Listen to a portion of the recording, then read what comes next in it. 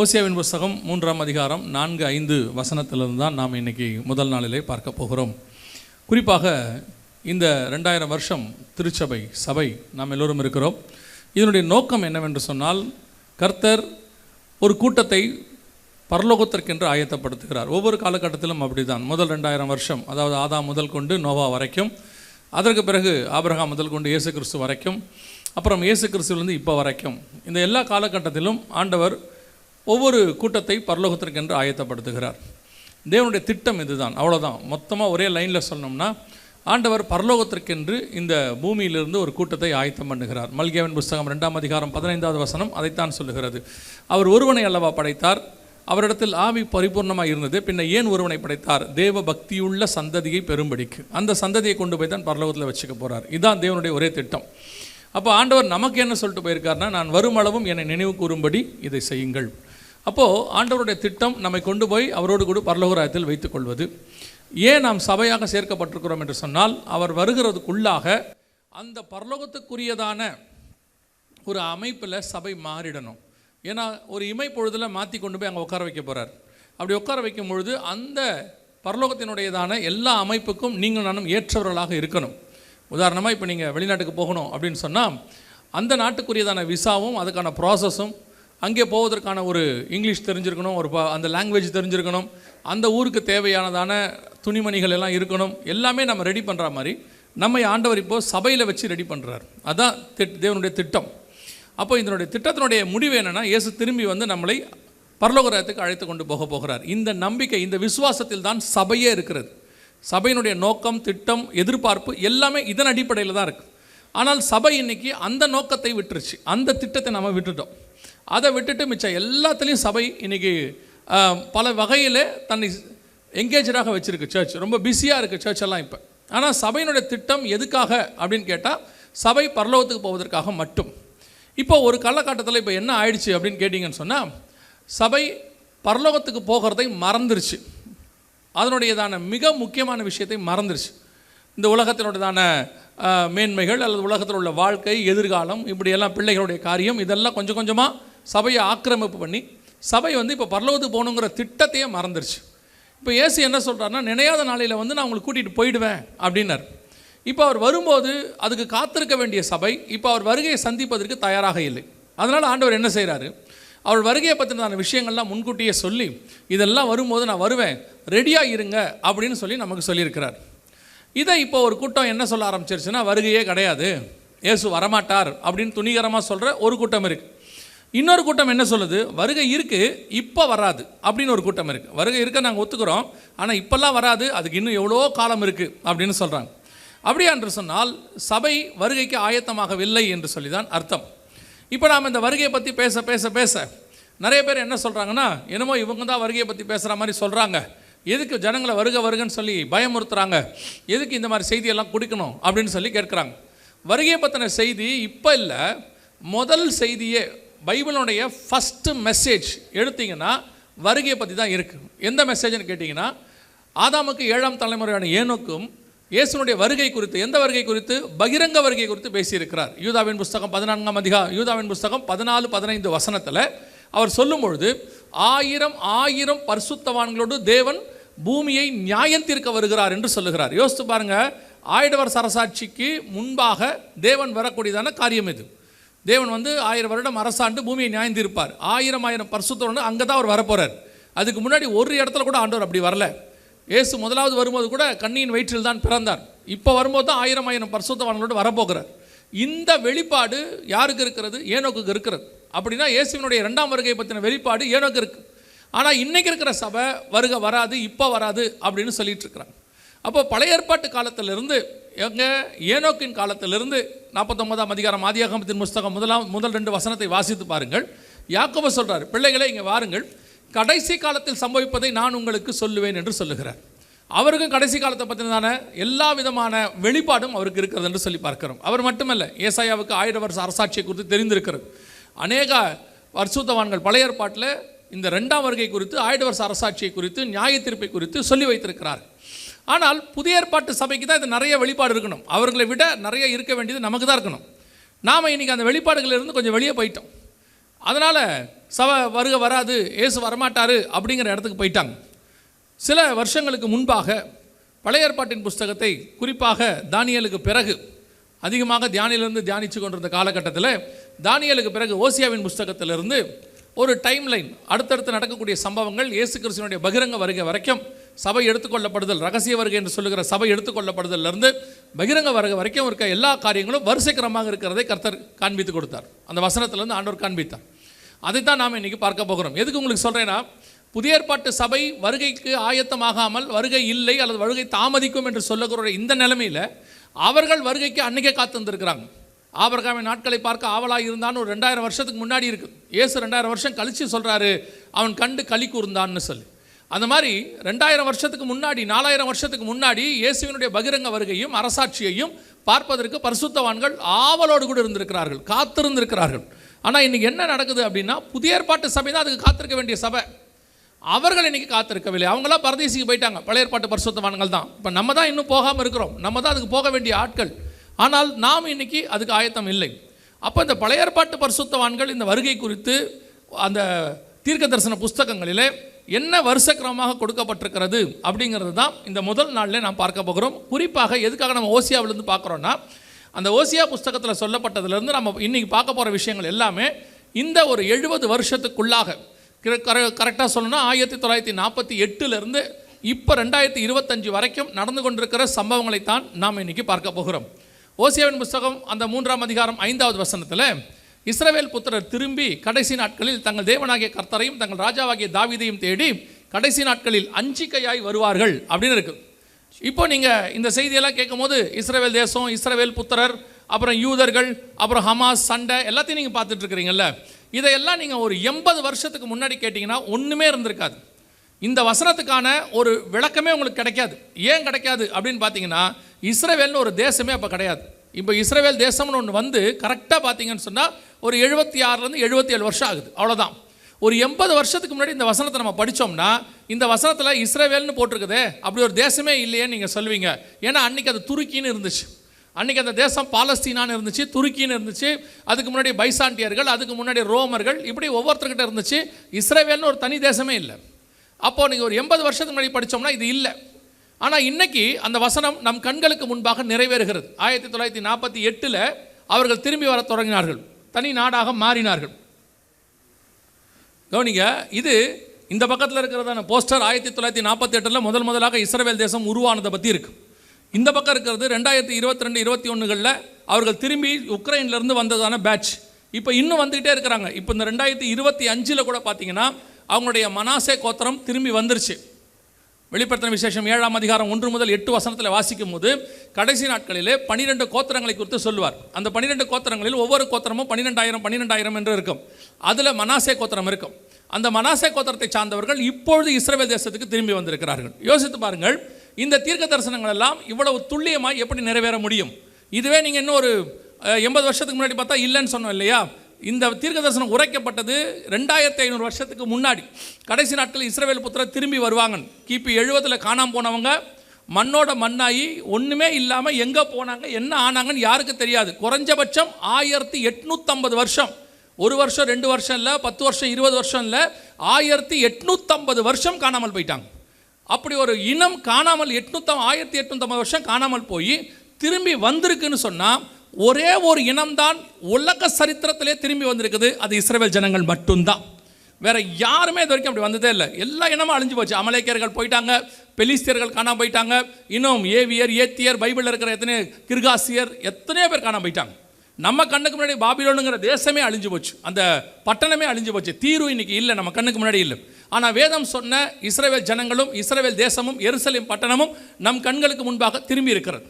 யாராவது இதெல்லாம் கடைசி காலம் இல்லை, சும்மா ஏமாத்துறாங்க, அப்படிலாம் ஒன்றுமே இல்லைங்க அப்படின்னு உங்களுக்கு சொன்னான்னா, உங்கள் கண்ணுக்கு முன்னாடி இஸ்ரவேல்னு ஒரு தேசம் இருக்குது, உங்கள் கண்ணுக்கு முன்னாடி யூதர்கள்னு ஒரு இனம் இருக்குன்னா அது கடைசி காலம்தான் அர்த்தம். ஏன்னா அவங்க கடைசி காலத்தில் மட்டும்தான் வருவாங்க.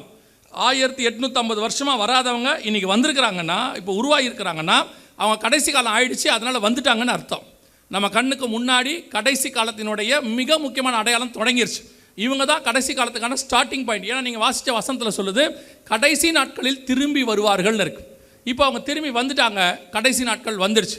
இஸ்ரவேல் புத்திரர் திரும்பி வந்த பிறகு இந்த பூமியில் என்னென்ன காரியங்கள்லாம் நடக்கும், அடுத்தடுத்து என்ன நடக்கும் அப்படின்னு சொல்லி வேதம் சொல்லுகிறது.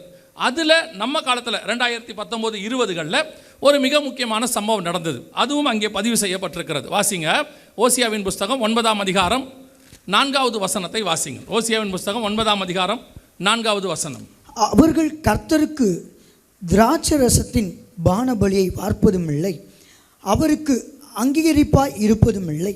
அவர்களுடைய பலிகள் அவர்களுக்கு துக்கம் கொண்டாடுகிறவர்களில் அப்பத்தை போல இருக்கும், அதை புசிக்கிற யாவரும் தீட்டுப்படுவார்கள், அவர்களுடைய அப்பம் அவர்களுக்கே ஆகும். இந்த வசனம் என்ன சொல்லுதுன்னு கேட்டிங்கன்னா, ஓசியா 9:4 என்ன சொல்லுதுன்னு கேட்டிங்கன்னா, அப்பமும் திராட்சரசமும் ஆலயத்துக்குள்ளே வராது அப்படின்னு இருக்குது. அந்த வசனம் அப்படி தான் சொல்லுது.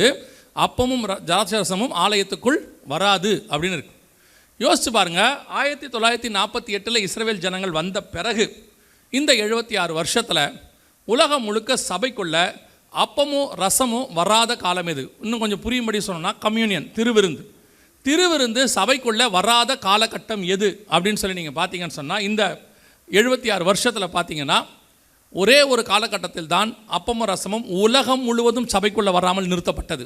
எந்த காலகட்டம்னா அவங்க எல்லாருக்கும் தெரியும். என்ன காலகட்டம்? கொரோனாவின் காலகட்டம். இந்த 2 வருஷம் 3 வருஷம் நமக்கெல்லாம் ஒரு 6 மாதம், அப்புறம் ஒரு கேப்பு, திருப்பி ஒரு லாக்டவுன் அப்படிலாம் வந்துச்சு. இங்கே வெளிநாடுகள்லாம் 2021-22 வரைக்கும் சில சபைகள் மூடப்பட்டிருந்தது. கனடா தேசத்தில் 2023 வரைக்கும் மூடப்பட்டிருந்தது. இப்படி பல நாடுகளிலே சபைகள் மூடப்பட்டு அப்பமும் ரசமும் ஆலயத்துக்குள் வராமல் இருந்தது. ஒருவேளை அப்பமும் ரசமும் ஆலயத்துக்குள்ளே வராமல் இருக்கிறதுக்கு என்ன காரணம் அப்படின்னு சொல்லி நீங்கள் உலகத்தார் சொல்லுகிறது போலவே சொல்லுவீர்களானால், கொரோனாங்க அதனால தான் அது வரல அப்படின்னு சொல்லுவீங்கன்னா, நமக்கும் உலகத்தாருக்கும் வித்தியாசம் இல்லை என்று அர்த்தம். அவங்க பார்க்குற அதே பார்வையில் தான் நம்மளும் பார்க்குறோன்னு அர்த்தம். ஆனால் ஆவிக்குரியவன் எல்லாவற்றையும் நிதானித்து அறிகிறான் என்று வசனம் சொல்லுது. ஒரு உதாரணத்துக்கு நான் உங்களுக்கு சொல்கிறேன். தேசத்தில் பஞ்சம் வருகிறது. தேசத்தில் பஞ்சம் வரும்போது ஒவ்வொருத்தர் காலகட்டத்திலும் வருகிறது. ஆபிரகாம் காலத்தில் வருகிறது, ஈசாக்கு காலத்தில் வருகிறது, ஆகாப் காலத்தில் வருகிறது, தாவீது காலத்தில் வருகிறது, அநேக ராஜாக்களுடைய காலத்தில் பஞ்சம் வருகிறது. ஆனால் எல்லாருக்கும் தாவீதுக்கு மட்டும் வித்தியாசம் இருக்கிறது. என்ன வித்தியாசம் அப்படின்னு பார்த்தீங்கன்னா, தாவீது மட்டும் ஆண்டவர்கிட்ட போய் கேட்பார், ஏன் பஞ்சம் வந்துச்சுன்னு கேட்பார். இப்போ ஆகாப்பு பஞ்சம் வந்த உடனே அவர் என்ன செய்கிறாரு, புல்லு தேடி, குதிரைக்கு புல்லு தேடி அவர் ஒரு பக்கம், ஒபதியா ஒரு பக்கம் போகிறாங்க. உங்கள் எல்லாருக்கும் தெரியும், வேதத்தில் இருக்குது. இப்போ ஒவ்வொரு ராஜாவும், இன்னொரு ராஜா காலத்தில் பஞ்சம் வருது. அதாவது சீரியர்கள் முற்றுகை போட்ட உடனே அங்கே மிகப்பெரிய பஞ்சம் வருது. அவர் அரண்மனைக்குள்ளே படுத்து தூங்கிட்டு இருக்கிறார். என்ன பண்ணுறதுனே அவருக்கு தெரியல அப்படின்னு சொல்கிறாங்க. அது அவருடைய காலகட்டம். ஆனால் தாவீது மட்டும் ஒரு காரியத்தை செய்தார். அவர் ஆண்டவர்கிட்ட போய் கேட்குறாரு, ஏன் பஞ்சம் வந்துச்சு? ஒருவேளை இன்றைக்கி நம்ம இருக்கிறவங்க சொல்லலாம், என்னங்க ஒரு கேள்வி இது, ஏன் பஞ்சம் வந்துச்சு? மழை பெய்யல, விவசாயம் இல்லை, அதனால் பஞ்சம் வந்துச்சு, இது ஒரு கேள்வியா? ஆனால் தாவீது போய் ஆண்டவர்கிட்ட கேட்கும்போது கர்த்தர் சொல்லுகிறதான காரணம் என்னவென்றால், சவுல் காலத்தில் ஒரு இரத்தப்பழி இருக்கிறது, அவன் ஒரு கூட்ட ஜனங்களை வஞ்சித்தான், அவருடைய ரத்தம் சிந்தப்பட்டிருக்கிறது, அவங்களுக்கு காம்பன்சேட் பண்ணாச்சுன்னா இந்த பஞ்சம் போயிடும் அப்படின்னு ஆண்டவர் சொல்கிறார். இப்பொழுது தாவீது அந்த ஜனங்களை கூப்பிட்டு அவர்களிடத்தில் பேசுகிறார், அவர்களுக்கு தேவையான காரியங்களை செய்கிறார். செய்து முடித்துவிட்டு அவர் சொல்லுகிறார், இஸ்ரவேலின் சுதந்திரத்தை, தேவனுடைய சுதந்திரத்தை ஆசீர்வதியுங்கள் அப்படின்னு சொல்கிறார். இதுதான் பஞ்சம் போவதற்கான வழி என்று அவர் கண்டுபிடிக்கிறார். இதுதான் ஆவிக்குரியவனுக்கும் மற்றவங்களுக்கும் உள்ள வித்தியாசம். ஒவ்வொரு விஷயத்திலும் உலகம் பார்க்குற விதமாகவே சபை பார்த்தால், உலகம் பார்க்குற விதமாகவே ஆவிக்குரியவனும் பார்த்தால் எந்த வித்தியாசமும் இல்லை. அப்போ நம்ம ஆவிக்குரியவங்கன்றதுக்கு என்ன ஒரு வித்தியாசம் இருக்குது. இப்போ எடுத்துக்கோங்க, முதலாம் உலக யுத்தம் நடந்துச்சு. முதலாம் உலக யுத்தம் ஏன் நடந்துச்சு அப்படின்னு சொல்லி நீங்கள் உலக பிரகாரமாக கேட்டிங்கன்னா, ஒரு ஆஸ்திரியா தேசத்து இளவரசருக்கும் ஜெர்மனியை சேர்ந்த ஒரு இளைஞனுக்கும் தனிப்பட்ட முறையில் ரோட்டில் போகும்போது ஒரு சண்டை, அவன் இவரை சுட்டுட்டான், அவ்வளோதான். அதனுடைய விளைவு என்னாச்சு? 2 நாடுகள் சண்டை போட்டுச்சு. அப்புறம் அது உலக நாடுகளாக மாறுச்சு. இது முதலாம் உலக யுத்தம். ஆனால் இதுக்கு பின்னால் தேவனுடைய திட்டம் ஒன்று இருந்தது. பால்ஃபர் டிக்ளரேஷன் போடப்பட்டது. அந்த யுத்தத்தின் முடிவில் தான், அந்த யுத்தம் தான் அதுக்கு காரணம். ஏன்னா அந்த யுத்தத்தில் இங்கிலாந்து ஜெயிக்கிறதுக்கு அந்த யூத விஞ்ஞானி காரணமாக இருந்தார். அவர்கிட்ட கேட்குறாங்க, உங்களுக்கு நாங்கள் ஏதாவது செய்யணும்னு. அவர் சொல்கிறாரு, எங்கள் ஜனங்க திரும்பி வரணும்னு. இதெல்லாம் காட்ஸ் பிளான். எப்படி இருக்குது பாருங்கள். நடந்தது உலக யுத்தம், ஆனால் அதுக்கு பின்னாடி இருக்கிற தேவ திட்டம். அதே மாதிரி 2ஆம் உலக யுத்தம். இப்போ அதை காரணம் கேட்டிங்கன்னா, ஹிட்லருக்கு நாடு பிடிக்கிற ஆசை எல்லாருக்கும் அப்போ இருந்துச்சு. இந்த நாடு பிடிக்கிற ஆசை அப்படியே யுத்தமாக மாறிச்சு. ஒவ்வொரு நாடாக போகுது, அது பெரிய யுத்தமாக உலக யுத்தமாக மாறிச்சு. ஆனால் அதனுடையதான தேவ திட்டம் என்ன அப்படின்னு பார்த்தீங்கன்னா, அந்த யுத்தம் முடியும் போது தான் இஸ்ரவேல் என்கிற தேசம் உருவாகிறது. கிட்டத்தட்ட 1850 வருஷம் கழிச்சு ஒரு தேசம் உருவாகிறது. எதுக்கு சொல்கிறேன்? உலகத்தில் ஒரு சம்பவம் நடக்கும், அதுக்கு பின்னாடி தேவனுடைய திட்டம் ஒன்று இருக்கும். நாம் உலகம் பார்க்குற விதமாக பார்த்தா தேவ திட்டம் தெரியாது. தேவ திட்டம் தெரியாட்டி தேவன் அடுத்து என்ன செய்ய போகிறாருன்னு நமக்கு தெரியாது. உலகத்தார் முழிச்சிட்டு இருக்கிற மாதிரி தான் நம்மளும் முழிச்சிக்கிட்டு இருக்கணும். இப்போ என்ன நடந்துச்சு? இப்போ எல்லாம் உலகம் பொழுது கொரோனான்னு சொன்னாங்க, எல்லாம் மூடியாச்சு அப்படின்னாங்க. எல்லாம் மூடலை, பல இடங்களில் பல விஷயங்கள், டிவி சேனல்லாம் திறந்தா இருந்துச்சு, டிவி சேனல் திறந்துருந்துச்சு, சில காரியங்கள்லாம் திறந்தா இருந்துச்சு, பல விஷயங்கள் மூடப்பட்டு இருந்தது, உண்மைதான். ஆனால் சபையும் மூடப்பட்டுச்சு. என்ன காரணம்? கொரோனா அப்படின்னீங்கன்னா அப்போ கர்த்தர் சொன்ன வசனத்துக்கு அது அகைன்ஸ்டாக போகுது. எப்படி சொல்கிறீங்க? ஆண்டவர் சொல்கிறாரு, சபையை பாதாளத்தின் வாசல்கள் மேற்கொள்ளாது அப்படின்னு இருக்கு. ரெண்டாவது, நேரடியாக கர்த்தர் சொல்கிறாரு, ஒருவரும் திறக்கக்கூடாதபடிக்கு பூட்டுகிறவரும் ஒருவரும் பூட்டக்கூடாதபடிக்கு திறக்கிறவரும் சொல்லுகிறதாவது அப்படின்னு வசனம் சொல்லுது. அப்படி இருக்கும்போது கர்த்தருடைய அனுமதி இல்லாமல் சபை பூட்டப்படுமா? கர்த்தருடைய அனுமதி இல்லாமல் சபையில் கம்யூனியன் நிற்குமானா? கண்டிப்பாக நடக்காது. கண்டிப்பாக ஆண்டவர் சொல்கிறாரு, நான் அப்பத்தையும் ரசத்தையும் வரவிட மாட்டேன் அப்படிங்கிறார். ஓசியா 9:4. அவருடைய அப்பம் அவர்களுக்கே ஆகும், அவர்கள் திராட்சை ரசத்தின் பானபலியை வார்ப்பதும் இல்லை. என்ன காரணம் அப்படின்னு கேட்டால், அவங்க வந்த பிறகு 3ஆம் அதிகாரம் 5ஆம் வசனத்திலிருந்து, அவர்கள் வந்த பிறகு 4ஆம் அதிகாரத்திலிருந்து நீங்கள் 9ஆம் அதிகாரம் வரைக்கும் போய் ஓசியா புஸ்தகம் வீட்டில் வாசித்து பாருங்கள், எப்படி இஸ்ரவேல் ஜனங்கள் தேவனை விட்டு தூரம் போனார்கள்னு தெரியும். அப்படியே ஆண்டவரை விட்டு அவங்க திருப்பி போடப்படாத அப்பம் உன்னை என்ன சண்டை அப்படின்லாம் ஆண்டவர் கேட்பார். அப்படி இஸ்ரவேல் ஜனங்கள் தேவனை விட்டு தூரம் போனார்கள். இப்போவும் 1948 வந்த பிறகு இந்த 76 வருஷத்தில் இஸ்ரவேல் தேசம் தேவனை விட்டு ரொம்ப தூரம் போயிடுச்சு. அந்த தேசத்தில் இல்லாத பாவமே கிடையாது. இப்போ உடனே நீங்கள் கேட்கலாம், ஏங்க இஸ்ரவேல் தேசத்தில் பாவம் இருக்குதுன்னு சொல்கிறீங்க, எந்த தேசத்தில் இல்லை? எல்லா தேசத்திலும் இருக்கலாம், தேவனுடைய தேசத்தில் இருக்கக்கூடாது, அவ்வளோதான். எங்கே வேணாலும் பாவம் இருக்கலாம், சபைக்குள்ளே இருக்கக்கூடாது, அவ்வளோதான். எல்லா இடத்திலும் தீட்டு இருக்கலாம், சபைக்குள்ளே அசுத்தமான காரியங்கள் இருக்கக்கூடாது. அது ஏன் அங்கே இருக்குது, ஏன் இங்கே இருக்கக்கூடாதா? அந்த கேள்வி நமக்கு தேவையே இல்லை. ஆண்டவர் சொன்னது என் ஜனங்கள் மத்தியில் அது இருக்கக்கூடாது. இப்போ யோசிச்சு பாருங்கள், 1948 அவங்க வந்தாங்க. இப்போ இஸ்ரவேல் தேசத்தில் உலகத்தில் கர்த்தர் எதெல்லாம் அருவருக்கிறாரோ எல்லாம் அங்கே உண்டு. விக்கிரகாராதனை உண்டு, அங்கே விபச்சாரம் உண்டு, அங்கே மதுபானம் உண்டு, எல்லாம் இருக்குது. இப்போது அவங்க பார்த்தீங்கன்னு சொன்னால் ஒரு தீர்க்க தரிசனத்தின் நிறைவேறுதலாக கர்த்தருக்கு அருவருப்பான ஒரு மிக முக்கியமான காரியத்தை செய்திருக்கிறார்கள். வெளிப்படுத்துகிற விசேஷம் 11ஆம் அதிகாரம் 8வது வசனத்தை வாசிங்க. வெளிப்படுத்தல் 11:8 வாசிங்கள்.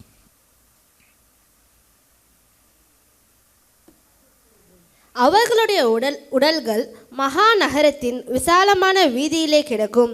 அந்த நகரம் சோதோம் என்றும் எகிப்து என்றும் ஞானார்த்தமாய் சொல்லப்படும். அதிலே நம்முடைய கர்த்தரும் சிலுவையிலே அறையப்பட்டார். எந்த நகரத்தை குறித்து சொல்லப்பட்டிருக்கிறது? ஆண்டவர் எருசலேமுக்கு புறம்பே சிலுவையில் அறையப்பட்டார். அந்த நகரம் சோதோம் என்றும் ஞானார்த்தமாய் சோதோம் என்றும் எகிப்து என்று சொல்லப்படும். சோதம்னா அவங்க எல்லாருக்கும் தெரியும். சோதம் என்பது எதை குறிக்கிறது? அங்கே நம்ம ஆதியாகமத்தின் புஸ்தகத்தில் வாசிக்கிறோம், அருவருப்பான பாவங்கள், ஓரின சேர்க்கை பாவங்கள் அங்கே இருந்துச்சுன்னு சொல்லி நம்ம பார்க்குறோம்.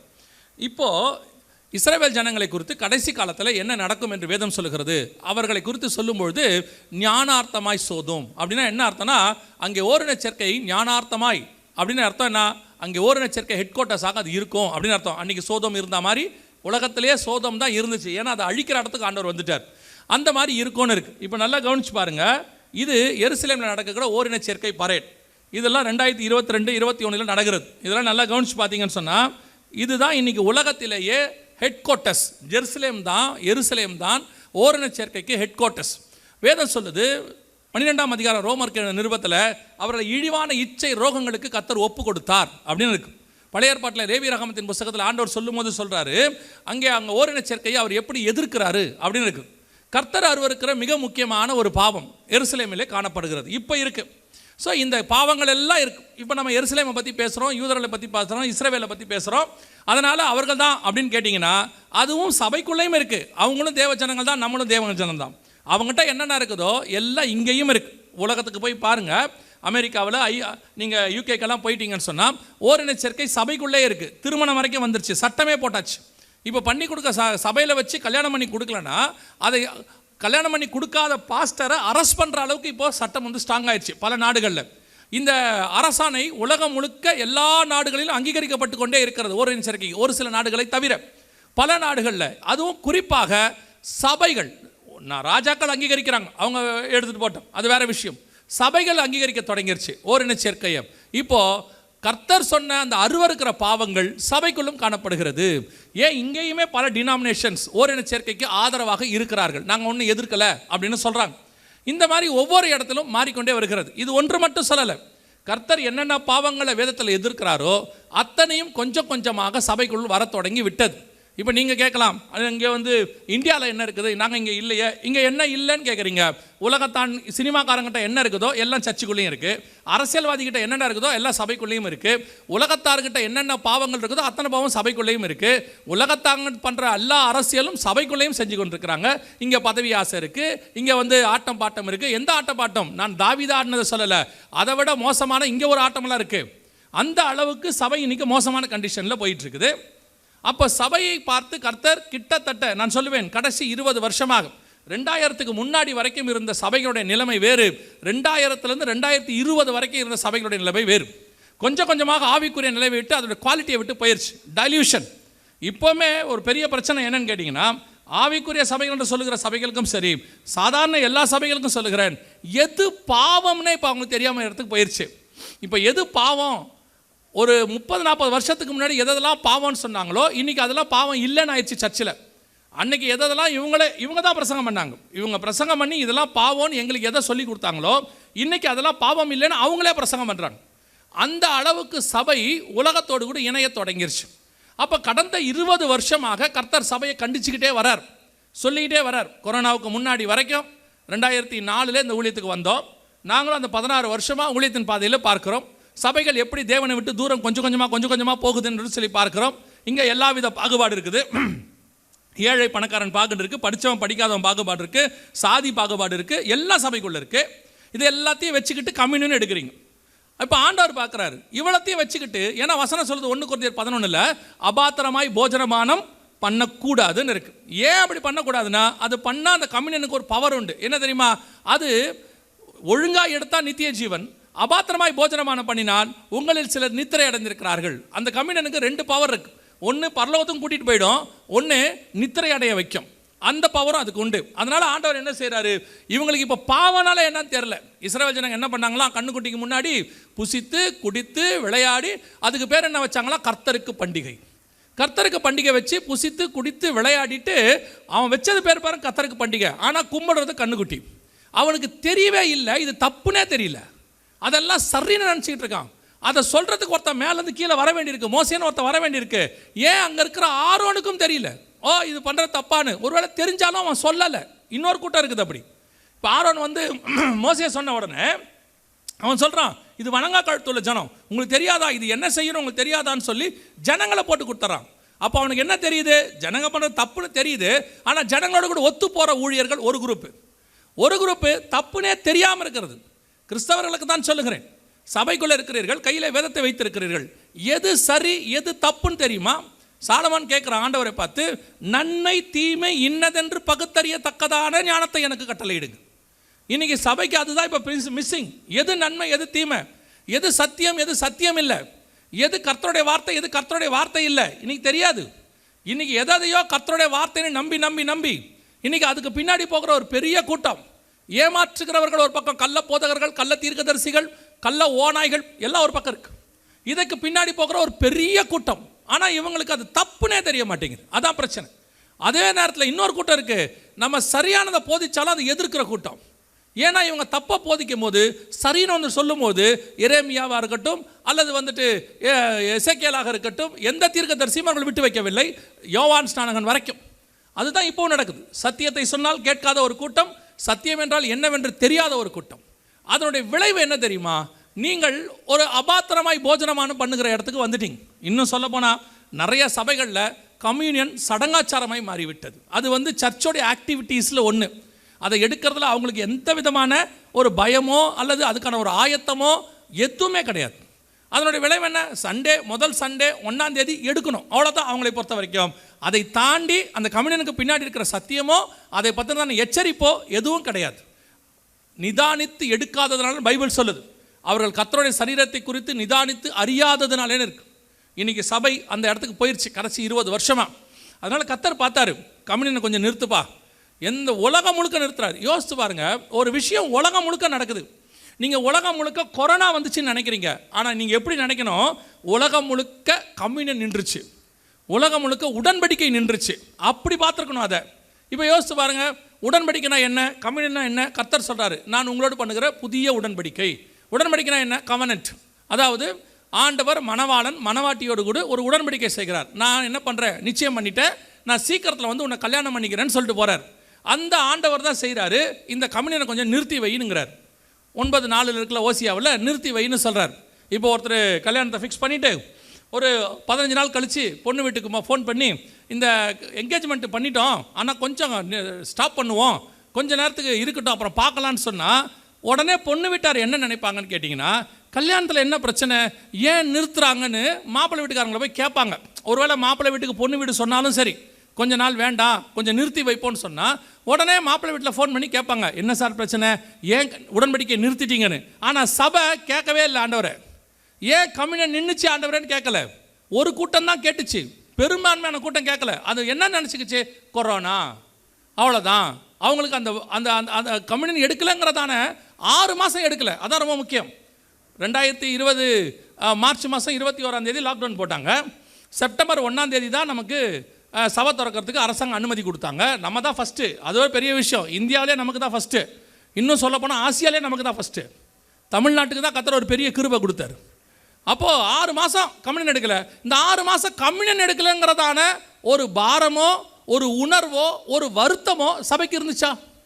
நம்ம எப்படியாவது அதை பற்றி ஏதாவது ஃபீல் பண்ணோமா? அப்போ யோசித்து பாருங்கள், எனக்கான உடன்படிக்கை நிறுத்தப்பட்டிருக்கிறது, ஸ்டாப் ஆயிடுச்சு. ஒரு 6 மாதம் எனக்கும் தேவனுக்கும் உடன்படிக்கையே இல்லை. இதை பற்றின உணர்வு கொஞ்சம் கூட சர்ச்சைக்கு வரல. சொன்னாலும் ஒரு சிலருக்கு கோபம். ஒரு மூத்த போதகர் சொன்னார், அவர் என்ன உடன்படிக்கை பற்றி பேசுகிறாரு, ஒன்றும் பயப்படாதீங்க, மார்ச் 22 லாக்டவுன் போட்டாங்க, ஏப்ரல் 1 நம்ம கம்யூனியன் எடுக்கிறோம் அப்படின்னாரு. எடுக்கலையே, செப்டம்பர் வரைக்கும் எடுக்கலையே. அப்போ நமக்கு தோணி இருக்கணும்ல. நான் என்ன சொல்கிறேன், அந்த உணர்வு வந்துச்சா? ஏன்னா மத்தேயு 24, 37, 38 சொல்லும்பொழுது ஆண்டவர் சொல்கிறாரு, நோவா காலத்தில் போறிய ஜனங்கள் மனுஷகுமாரன் வரும்போதும் இருப்பார்கள், எப்படி எனில் வெள்ளம் வந்து வாரிக்கொண்டு போகும் அளவும் உணராது இருந்தார்கள். இப்போ கம்யூனியன் 6 மாதம் நின்றுச்சே, உணர்வு வந்துச்சா? ஏன் நிறுத்தினார் ஆண்டவர்னு? ஆனால் பைபிளில் படிக்கும்போது ஸ்பிரிச்சுவலாக படிக்கிறீங்க. ஆண்டவர் மழையை பெய்யா வைக்க, ஏன் ஆண்டவர் மழையை நிறுத்தினார்? ஏன் ஆண்டவர் வந்து வெள்ளத்தை வர பண்ணார்? ஏன் செங்கடலை அது ஒவ்வொன்றத்துக்கு பின்னாடி ஒரு ரீசன் இருந்துச்சுல்ல. அப்போ கொரோனாவுக்கு பின்னாடி என்ன ரீசன்? 10 வாதை எகிப்தில் வந்துச்சு, அதுக்கு பின்னாடி ஸ்பிரிச்சுவலாக தானே படிக்கிறீங்க நீங்கள். கர்த்தர் ஏன் வாதையை கொடுத்தாருன்னு தானே படிக்கிறீங்க. எகிப்தில் ஒரு கொள்ளை நோய் வந்துச்சுன்னா படிக்கிறீங்க, கர்த்தர் கொடுத்தாருன்னு படிக்கிறீங்களே. அப்போ கொரோனாவை நீங்கள் அப்படி தானே பார்த்துருக்கணும். கர்த்தர் ஏன் கொடுத்தாருன்னு பார்த்துருக்கணும்ல. பார்க்கவே இல்லை. அதான் உணர்வில்லாத இருதயம். அதுக்கு பேர் தான் உணர்வில்லாத இருதயம். ஆனால் இந்த கொரோனா ஒரு காரியத்தை சொல்லி கொடுத்துச்சு, சபை மிக மோசமான இடத்தில் இருந்துச்சு. கர்த்தருடைய பெரிய கிருபை, கொரோனாவுக்கு பிறகு ஒரு பெரிய கூட்டம் கர்த்தர் பக்கம் திரும்பி இருக்கிறது. கர்த்தர் பக்கம், வசனத்தின் பக்கம் திரும்பி இருக்கிறது. அந்த கூட்டம் தான் இப்போ நீங்கள் இங்கே உட்காந்துருக்கிற கூட்டத்தில் ஒரு பகுதி. ஏன்னு சொன்னால் வசனத்துக்குன்னு ஒரு கூட்டம் வரவே வராது. வசனத்தை பேசினா கேட்கவும் மாட்டாங்க. அற்புத அடையாளம் ஓடுவாங்க, தீர்க்க தரிசனம் ஓடுவாங்க, வர்ஷிப்பு ஓடுவாங்க, ஏதாவது ஆசீர்வாதம் சொல்லி பாருங்கள், அப்படியே கூட்டம் நிரம்பி வழியும். சபையிலே வேத பாடம் வச்சு பாருங்கள், ஆளே வராது. ஆனால் இப்போ கொரோனாவுக்கு பிறகு வேத பாடம் வச்சால் ஒரு பெரிய கூட்டம் வருகிறது. கொரோனாவுக்கு பிறகு வசனத்துக்குன்னு ஒரு பெரிய கூட்டத்தை கர்த்தர் திருப்பி இருக்கிறார். அது கர்த்தர் நமக்கு கொடுத்ததால் நல்ல வாய்ப்பு. நான் சொல்லுவேன், கொரோனா வந்து ஒரு விதத்தில் நமக்கு ஒரு நல்ல வாய்ப்பாக மாறிச்சு. அநேகர் தேவன் பக்கம் திரும்பி இருக்கிறார்கள். அல்லேலூயா. வேதம் சொன்னபடி அந்த 9ஆம் அதிகாரம் 4ஆம் வசனம், தீர்க்க தரிசனம் நம் கண்களுக்கு முன்பாக நிறைவேறியது. அப்பமும் ரசமும் ஆலயத்துக்குள் வராமல் தடுத்து நிறுத்தப்பட்டது. ஆனால் கர்த்தர் இப்பொழுது மனம் இறங்கி இருக்கிறார். மீண்டும் ஆண்டவர் நமக்கு அப்பத்தையும் ரசத்தையும் எடுக்க என்ன கொடுத்துருக்கிறாரு? வாய்ப்பு கொடுத்துருக்கிறார். ஆனால் இந்த ஒவ்வொரு காரியத்தை சொல்லும் பொழுதும், இந்த செய்தி கொடுக்கும் போதெல்லாம் கர்த்தர் கொடுக்குற எச்சரிப்பு என்னென்னா, ஒரு முறை கர்த்தர் எச்சரிப்பு கொடுத்தார், ஆலயத்தை தான் மூடினார், எடுக்க விடாமல் தடுத்தார். இந்த முறை அப்படி செய்ய மாட்டார், சிதறடிக்கப்படுவோம். நான் இதை கர்த்தருடைய நாமத்தினாலே உங்களுக்கு சொல்லுகிறேன், சிதறடிக்கப்படுவோம். இனி சபை மூடப்படாது, சிதறடிக்கப்படும். காரணம் என்ன தெரியுமா? கொரோனாவுக்கு முன்னாடி வர கொரோனாவுக்கு பின்னாடி மிகப்பெரிய மோசமான நிலையை சபை போய்கிட்டு இருக்குது. கொரோனாவுக்கு முன்னாடி சினிமா பாட்டு மாதிரி பாடினான், இப்போ சினிமா பாட்டையே பாடுறான் சர்ச்சில். கொரோனாவுக்கு முன்னாடி அவனுக்கு ஒரு பயம் இருந்துச்சு, இப்போ துணிகரம் வந்துருச்சு. கொரோனாவுக்கு முன்னாடி ஒரு தேவ பயம்னு கொஞ்சமாவது இருந்துச்சு, இப்போ தேவ பயம் முற்றிலுமாக போயிடுச்சு. சபை கொள்ளையர்கள் கூடாரம்லாம் கிடையாது, அதை விட்டால் மோசமான இடத்துக்கு போயிட்டுருக்கு. அதனால் அடுத்து கொரோனாவை விட மோசமானது வருதுன்னு WHO சொல்லுது. உலக சுகாதார மையம் 20 மடங்கு சக்தி வாய்ந்தது வருதுன்னு சொல்கிறாங்க. மிகப்பெரிய யுத்தம் வருதுன்னு சொல்கிறாங்க. இதெல்லாம் வருதா வரலையா அதெல்லாம் அவங்க சொல்கிறது இருக்கட்டும். ஆனால் அடுத்து சபை மூடப்படாது. நீங்கள் லாக்டவுன் மைண்ட் செட்டுக்கு போயிட்டீங்க. அடுத்த லாக்டவுன் வந்தால் இப்போ எல்லாருக்கும் இப்போ என்ன இருக்குது தெரியுமா? அடுத்த லாக்டவுன் வந்துச்சுன்னா பரவாயில்லைங்க, எல்லாம் ஆன்லைன் ஆக்கிட்டோம், சூப்பராக ஆன்லைன் கொண்டாந்தாச்சு, எல்லா சர்ச்சிலையும் வைஃபை போட்டாச்சு, கேமரா வாங்கியாச்சு, இனிமேட்டு லாக்டவுன் வந்தால் பிரச்சனை இல்லை, நம்ம லைவாக போட்டுடலாம். நல்லா தெரிஞ்சுக்கொள்ளுங்க, நீங்கள் லைவ் கூட பண்ண முடியாது. அதை விட மோசமான காலம் ஒன்று வருகிறது. காற்று பிடிக்கப்படுகிற காலம் ஒன்று வரும். நீங்கள் நினச்சா கூட லைவ் பண்ண முடியாது. சிதறடிக்கப்படுகிற காலம் ஒன்று வருகிறது. நீங்கள் முதலாம் உலக யுத்தத்தையும் 2ஆம் உலக யுத்தத்தையும் கேள்விப்பட்டதில்லை அல்லது படித்ததில்லை. அதை விட மோசமான காலம் ஒன்று வருகிறது. இதுதான் கொரோனா வரத்துக்கு முன்னாடியும் 1.5 வருஷம் கர்த்தர் சொல்லிக்கிட்டே இருந்தார். ஜனங்கள் செவி சாய்க்கவில்லை. நினிவே காலத்து ஜனங்களை மாதிரி இருந்திருக்கணும், ஆனால் எல்லாம் நோவா காலத்து ஜனங்க மாதிரி இருந்தாங்க.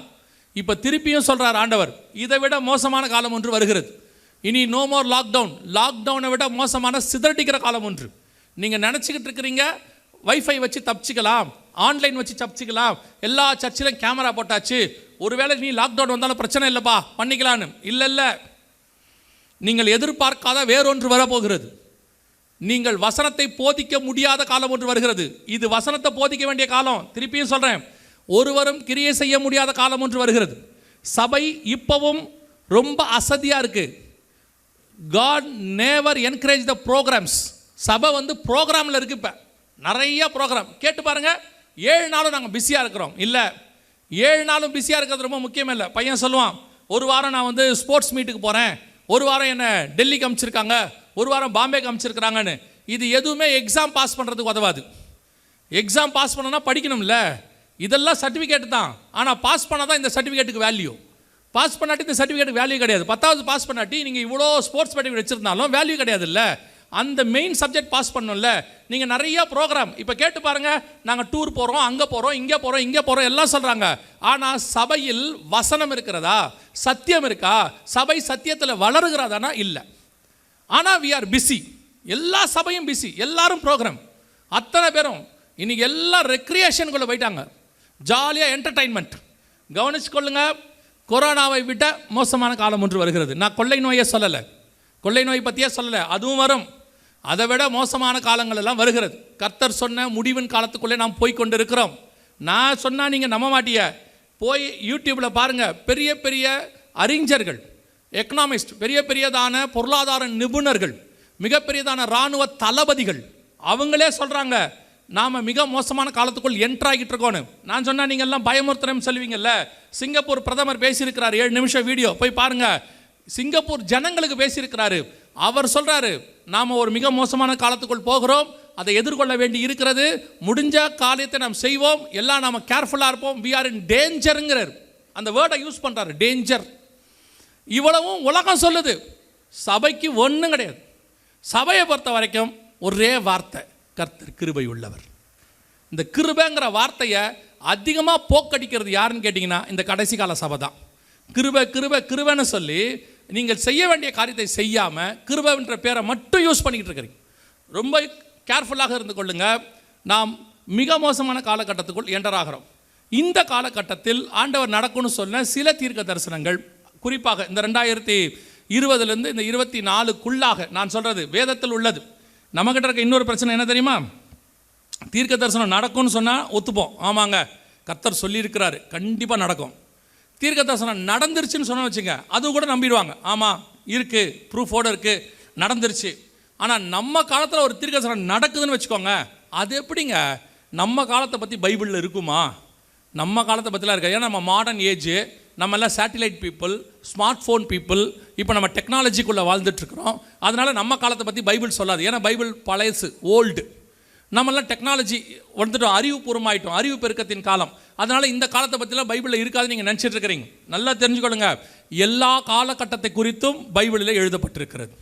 அதினதின் காலத்தை பற்றி ஆண்டவர் சொல்லி வச்சிருக்கிறார். இந்த குறிப்பாக 2020 இந்த 2024க்குள்ளே நடக்கிற நடந்த சில சம்பவங்கள், அதை தான் நம்ம இப்போ பார்க்க போகிறோம். பார்த்துட்டு அடுத்து மிக முக்கியமான ஒரு சம்பவம் நடக்கும், அதையும் சொல்லிவிட்டு இந்த முதல் நாள் நான் கூட்டத்தை முடிக்க விரும்புகிறேன். வாசிங்க, ஓசியாவின் புஸ்தகம் 12ஆம் அதிகாரம் 1வது வசனத்தை வாசிங்க.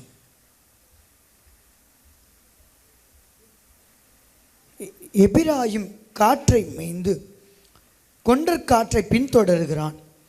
அவன் நாள்தோறும் பொய்யையும் கேட்டையும் வர்த்திக்க பண்ணி அசிரியரோட உடன்படிக்கை பண்ணுகிறான். எகிப்துக்கு எண்ணெய் கொண்டு போகப்படுகிறது. இந்த வசனம் எதை பற்றி சொல்லுதுன்னா, 3-4 முக்கியமான தீர்க்க தரிசனங்கள் அங்கே உரைக்கப்படுகிறது. 12:1 சொல்லுது, எப்ராயிம் காற்றை மேய்ந்து கொண்டற் காற்றை பின்தொடர்கிறான். காற்றை மேய்தல் என்றால் என்ன? நல்லா இன்னைக்கு யங்ஸ்டர்ஸ் நிறைய பேர் வந்திருக்கிறீங்க, கொஞ்சம் நல்லா கவனிங்க. ஏன்னா யங்ஸ்டர்ஸ் என்ன பிரச்சனைன்னு கேட்டிங்கன்னா, அவங்க ஏதாவது ஒரு டிகிரி படிப்பாங்க, இல்லை படித்து முடிச்சிருப்பாங்க. அந்த டிகிரியை படித்து முடித்து அதில் கொஞ்சம் நல்ல மார்க் எடுத்துட்டோடனே அவங்களோட மைண்டு என்ன ஆகுதுன்னா, இந்த பைபிள் வந்து ரொம்ப ஓல்டு புக்கு, இது போய் நோவா காலத்து சம்பவம், அந்த சிம்சோனை பற்றி அந்த காலத்தில் உள்ளதெல்லாம் இருக்குது, நம்ம காலத்துக்குரியதான டெக்னாலஜி இதில் இருக்குதா அப்படின்லாம் கேட்குறீங்கள. உங்களுக்கு சொல்கிறேன், நீங்கள் படிக்கிற படிப்பு வந்து இப்போ தான் படிக்கிறீங்க. இதை பற்றின எல்லா அட்வான்ஸ்டு உள்ள அப்டேட்டட் வேர்ஷன் உலகத்தில் ஒன்று இருக்குன்னா அது பரிசுத்த வேதாகமம் மட்டும்தான். இந்த ஒரு பைபிள் தான் 3000 வருஷத்துக்கு அப்டேட்டடாக எழுதப்பட்டது. எல்லா காலகட்டத்தை பற்றி இதில் இருக்குது. இதில் பிரச்சனை என்னென்னா, நாம் இதை புரிஞ்சுக்கிறதுக்கு தான் காலமாகமே ஒழிய அது பழசு இல்லை, நாம் தான் இன்னும் புதுசாகாமல் இருக்கோம். ஏன்னா அது புதுசாக இருக்குது, அப்டேட்டட் வெர்ஷன். இதில் பாருங்கள், இப்போ நீங்கள் வாசித்த வசனம் இருக்குல்ல, 12:1, எப்ராயிம் காற்றை மேய்ந்து கொண்டற் காற்றை பின்தொடர்கிறான். காற்றை மேய்தல் என்றால் என்ன? காற்றை மேய முடியுமா? அதாவது காற்றை போய் மேயறதுக்கு வாய்ப்பு இருக்குதா? காற்றை கையிலேயே பிடிக்க முடியாது, காற்றை பார்க்கவும் முடியாது. அதை எப்படி மேய முடியும் அப்படின்னு கேட்டிங்கன்னா, இப்போது உங்கள் எல்லாருக்கும் தெரிஞ்ச பிடிச்ச ஒரு சங்கீதம் இருக்குது, 23ஆம் சங்கீதம். அது என்ன சொல்லுது? கர்த்தர் என் மேய்ப்பராயிருக்கிறார், நான் தாழ்ச்சி அடையேன், அவர் என்னை புல்லுள்ள இடங்களில் மேய்த்து. என்னை புல்லுள்ள இடத்துல மேய்க்கிறார்னா என்ன அர்த்தம்? அந்த வசனத்தின்படி என்னை புல்லுள்ள இடங்களில் கர்த்தர் மேய்க்கிறார்னா என்னை கொண்டு போய் புல்லுக்கிட்ட விட்றாருன்னு அர்த்தமா? அது அர்த்தம் அப்படி அல்ல. என்னை புல்லுள்ள இடங்களில் மேய்த்துனா கர்த்தருடைய வார்த்தை எனக்கு பசுமையாக இருக்கிறது, எனக்கு ஆகாரத்தை கொடுக்க, என் ஆத்மாவுக்கு தேவையான ஆகாரத்தை கொடுக்கிறார், அது என்னை போஷிக்கிறதுன்னு அர்த்தம். அமர்ந்த தண்ணீர் அண்டையில் நடத்துகிறார்னா என் தாகத்தை அவர் தீர்க்கிறார், என் ஆத்ம தாகத்தை ஜீவ தண்ணீர் கொடுக்கிறார் அப்படின்னு அர்த்தம். புல்லுள்ள இடங்களில் மேய்த்துனா அப்படியே புல்லு மேய விடுறாருன்னு அர்த்தம் இல்லையா? ஸ்பிரிச்சுவலாக புரிஞ்சுக்கிறோம்ல, அதே மாதிரி தான் இதையும் புரியணும். காற்றை மேய்ந்து கொண்டற் காற்றை பின்தொடர்கிறான் அப்படின்னா என்ன அர்த்தம்னா, காற்று தான் அவனுக்கு சாப்பாடு. காற்று என்ன இருக்கும்? சாப்பாடு. எப்படி புல்லு மேயிறமோ அதை மாதிரி காற்றை மேயிறமா. காற்றை யாராவது சாப்பிட முடியுமா? காற்றுல ஆகாரம் இருக்குதா அப்படின்னு கேட்டிங்கன்னா, இந்த கடைசி 20 வருஷம் 30 வருஷம் இருக்குல்ல, இந்த 25 வருஷம் முழுக்க முழுக்க காற்றை நம்பி வாழுகிற காலம். நம்முடைய ஆகாரம் இன்னும் சொல்ல போனால் கொரோனாவுக்கு பிறகு, கொரோனாவிலேருந்து 2019-20 இந்த 25க்குள்ள முழுக்க முழுக்க மனிதன் காற்றை நம்பி வாழ்கிற காலம். உங்களுக்கு சிம்பிளாக சொல்லணும்னா, உங்கள் கையில் இருக்கிற ஃபோன், உங்கள் ஃபோன் முழுக்க முழுக்க காற்றை நம்பி தான் இயங்குகிறது. நீங்கள் ஒருத்தர் கால் பண்ணுறீங்க, அவர் எங்கேயோ இருக்கிறார், வெளிநாட்டில் இருக்கிறாரு அல்லது வெளியூரில் இருக்கிறார், அந்த கால் அடுத்த செகண்ட் போகுது. நீங்கள் ஒரு மெசேஜ் அனுப்புகிறீங்க, அடுத்த செகண்ட் அங்கே போகுது. நீங்கள் வந்து ஒரு வீடியோவோ இமேஜோ அனுப்புகிறீங்க, அடுத்த செகண்ட் அங்கே போகுது. எது வழியாக போகுது? மோட் என்ன? Travelling mode.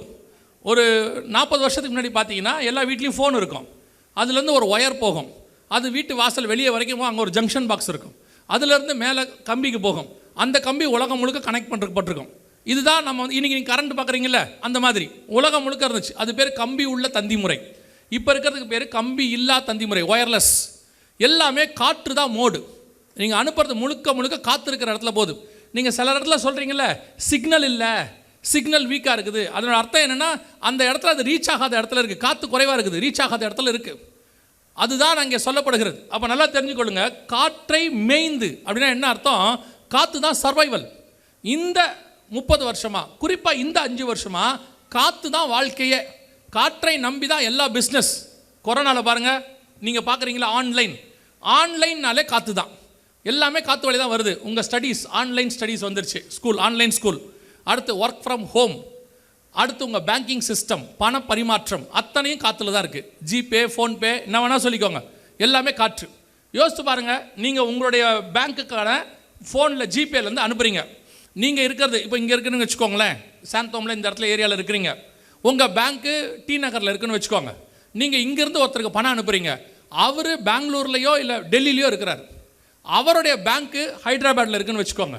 நீங்கள் அனுப்புகிற பணம் அடுத்த செகண்டு அவருக்கு போகுது பாம்பேக்கு, அவர் இருக்கிற இடத்துக்கு டெல்லிக்கு போகுது.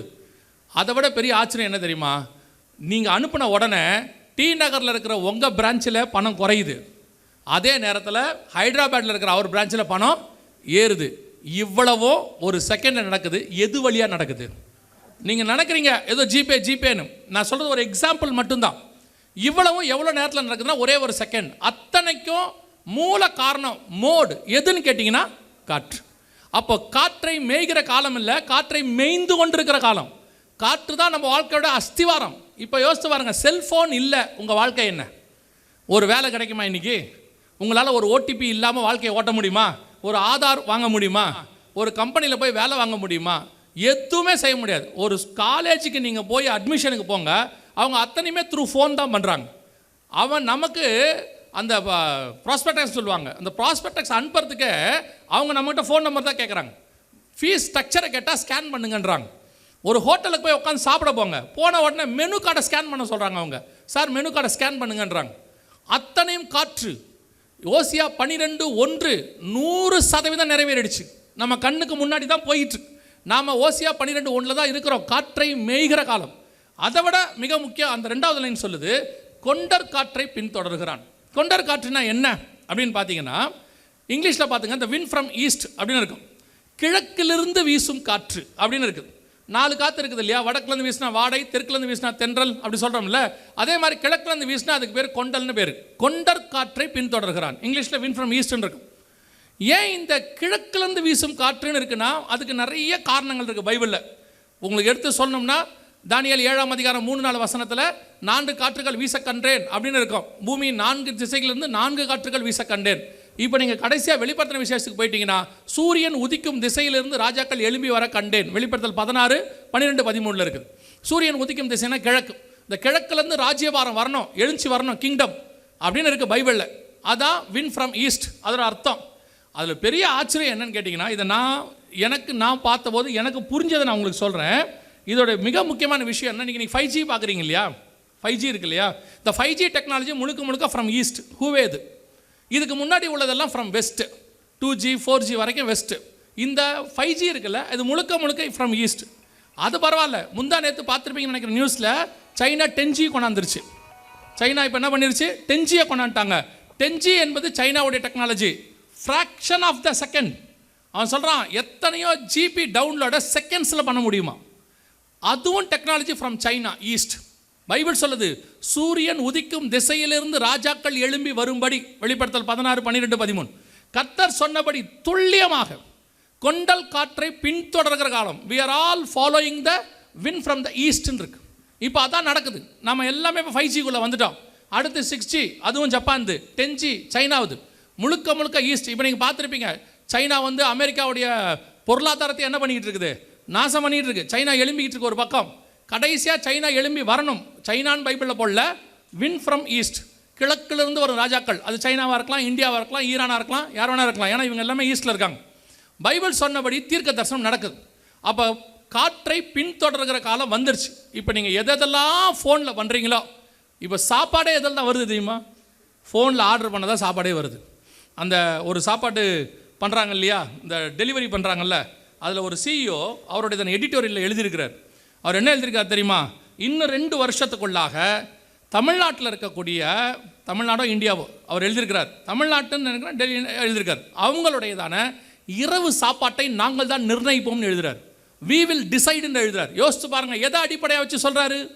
முழுக்க காற்றை அடிப்படையாக வச்சு. அவங்கள நம்பித்தான் நம்ம சாப்பாடே இருக்குமா? அந்த அளவுக்கு போயிடுச்சு. இப்போ நீங்கள் எதை வேணாலும் எடுத்துக்கொள்ளுங்க, காற்றை அடிப்படையாக வந்த காலம். இதைத்தான் உங்களுக்கு சொல்கிறேன். இந்த டெக்னாலஜியெல்லாம் இருக்குது பைபிளில். உபதேய புஸ்தகத்தில் ஆண்டவர் சொல்வார் 4வது வசனத்தில், நீ வானத்துக்கு ஏறி நட்சத்திரங்களுக்கு நடுவே உன் கூட்டை கட்டினாலும் அங்கிருந்து நான் விழ பண்ணுவேன். இதோ ஏறி ISS கட்டினாங்க, இன்டர்நேஷனல் ஸ்பேஸ் ஸ்டேஷன். இதோ சேட்டிலைட்லாம் விட்டாங்க, ஸ்பேஸ் எக்ஸ்து கீழே வந்து விழுந்துச்சு. இப்போ ISS கூடு கட்டியிருக்கிறாங்க, இன்டர்நேஷனல் ஸ்பேஸ் ஸ்டேஷன். ஒரு நாள் அதுவும் கீழே விழும். 2030க்கு மேலே கீழே விழும். அவங்களே சொல்கிறாங்க, நம்ம சொல்லலை, அவங்க தான் சொல்கிறாங்க. எல்லாருக்கும் பைபிளில் சொல்லப்பட்ட வசனங்கள் தான் நிறைவேறிக்கொண்டே இருக்கிறது. இன்றைக்கி ஏதோ ஒரு டிகிரியை முடிச்சு விட்டு பைபிள்லாம் படிக்க வேண்டாம் பசங்க சொல்கிறாங்க, யூத்ஸ் பைபிள்லாம் படிக்க வேண்டாம், ஈஸி E=mc² கண்டுபிடிச்ச ஆல்பர்ட் ஐன்ஸ்டீன் சொல்கிறாரு பைபிள் தான் பெஸ்ட். அவர் சொல்கிறாரு கிராவிடேஷனல் ஃபோர்ஸ் கண்டுபிடிச்சார் பாருங்க, அவர் சொல்கிறாரு பைபிள் தான் இருக்கிறதுலே தி பெஸ்ட் அப்படிங்கிறார். எவ்வளோ பெரிய ஆட்கள் எல்லாம், சயின்டிஸ்ட் எல்லாம் அத்தனை பேரும் பைபிள் தான் இருக்கிறதுலே பெஸ்ட்டுன்னு சொல்லிட்டு போயிட்டாங்க. இன்றைக்கி ஒரு டிகிரி முடித்த நம்ம பையன் சொல்கிறான், இதில் என்ன இருக்குது, ஓல்டு புக்குங்கிறான், ஏன்ஷியன்ட் புக்குங்கிறான். நல்லா கவனிச்சுக்கொள்ளுங்க, பைபிளில் இன்றைக்கி மட்டும் இல்லை, அடுத்து வரக்கூடிய 1000 வருஷத்துக்கு தேவையான அத்தனை விஷயங்களையும் கர்த்தர் எழுதி வச்சுட்டு போயிருக்கிறார். உங்களுக்கு எனக்கும் புரியறதுக்கு தான் லேட் ஆகுது. அவர் எழுதி வச்சுட்டாரு. 2500 வருஷத்துக்கு முன்னாடி ஓசியா புஸ்தகத்தில் எழுதி வச்சதை புரிஞ்சிக்கிறதுக்கு நமக்கு 2025 தேவைப்படுது. 2025 தான் ஓசியா 12:1 புரியுது. அதுலேயும் எவ்வளோ அழகாக அவர் எழுதியிருக்கிறார் பாருங்கள். 12:1 அவன் நாள்தோறும், அந்த 12:1 சொல்லுது, எப்ராயிம் காற்றை மேய்ந்து கொண்டல் காற்றை பின்தொடர்கிறான், அவன் நாள்தோறும் பொய்யையும் கேட்டையும் வர்த்திக்க பண்ணி. அப்படின்னா என்ன அர்த்தம்? இந்த காற்றை வச்சுட்டு அவன் என்ன பண்ணுவானா, நாள்தோறும் பொய்யையும் கேட்டையும் வர்த்திக்க பண்ணி. இதுதான் நீங்கள் பார்க்குற மீடியா, இன்றைக்கி இருக்கிற மீடியா. முடிஞ்சிருச்சு. நீங்கள் வச்சுருக்கிற வாட்ஸ்அப்போ, ஃபேஸ்புக்கோ, யூடியூபோ, வாட் எவர் இட் இஸ், நீங்கள் என்ன வேணால் வச்சுக்கோங்க, உங்கள்கிட்ட வர்றது எல்லாமே காற்றுல வருது.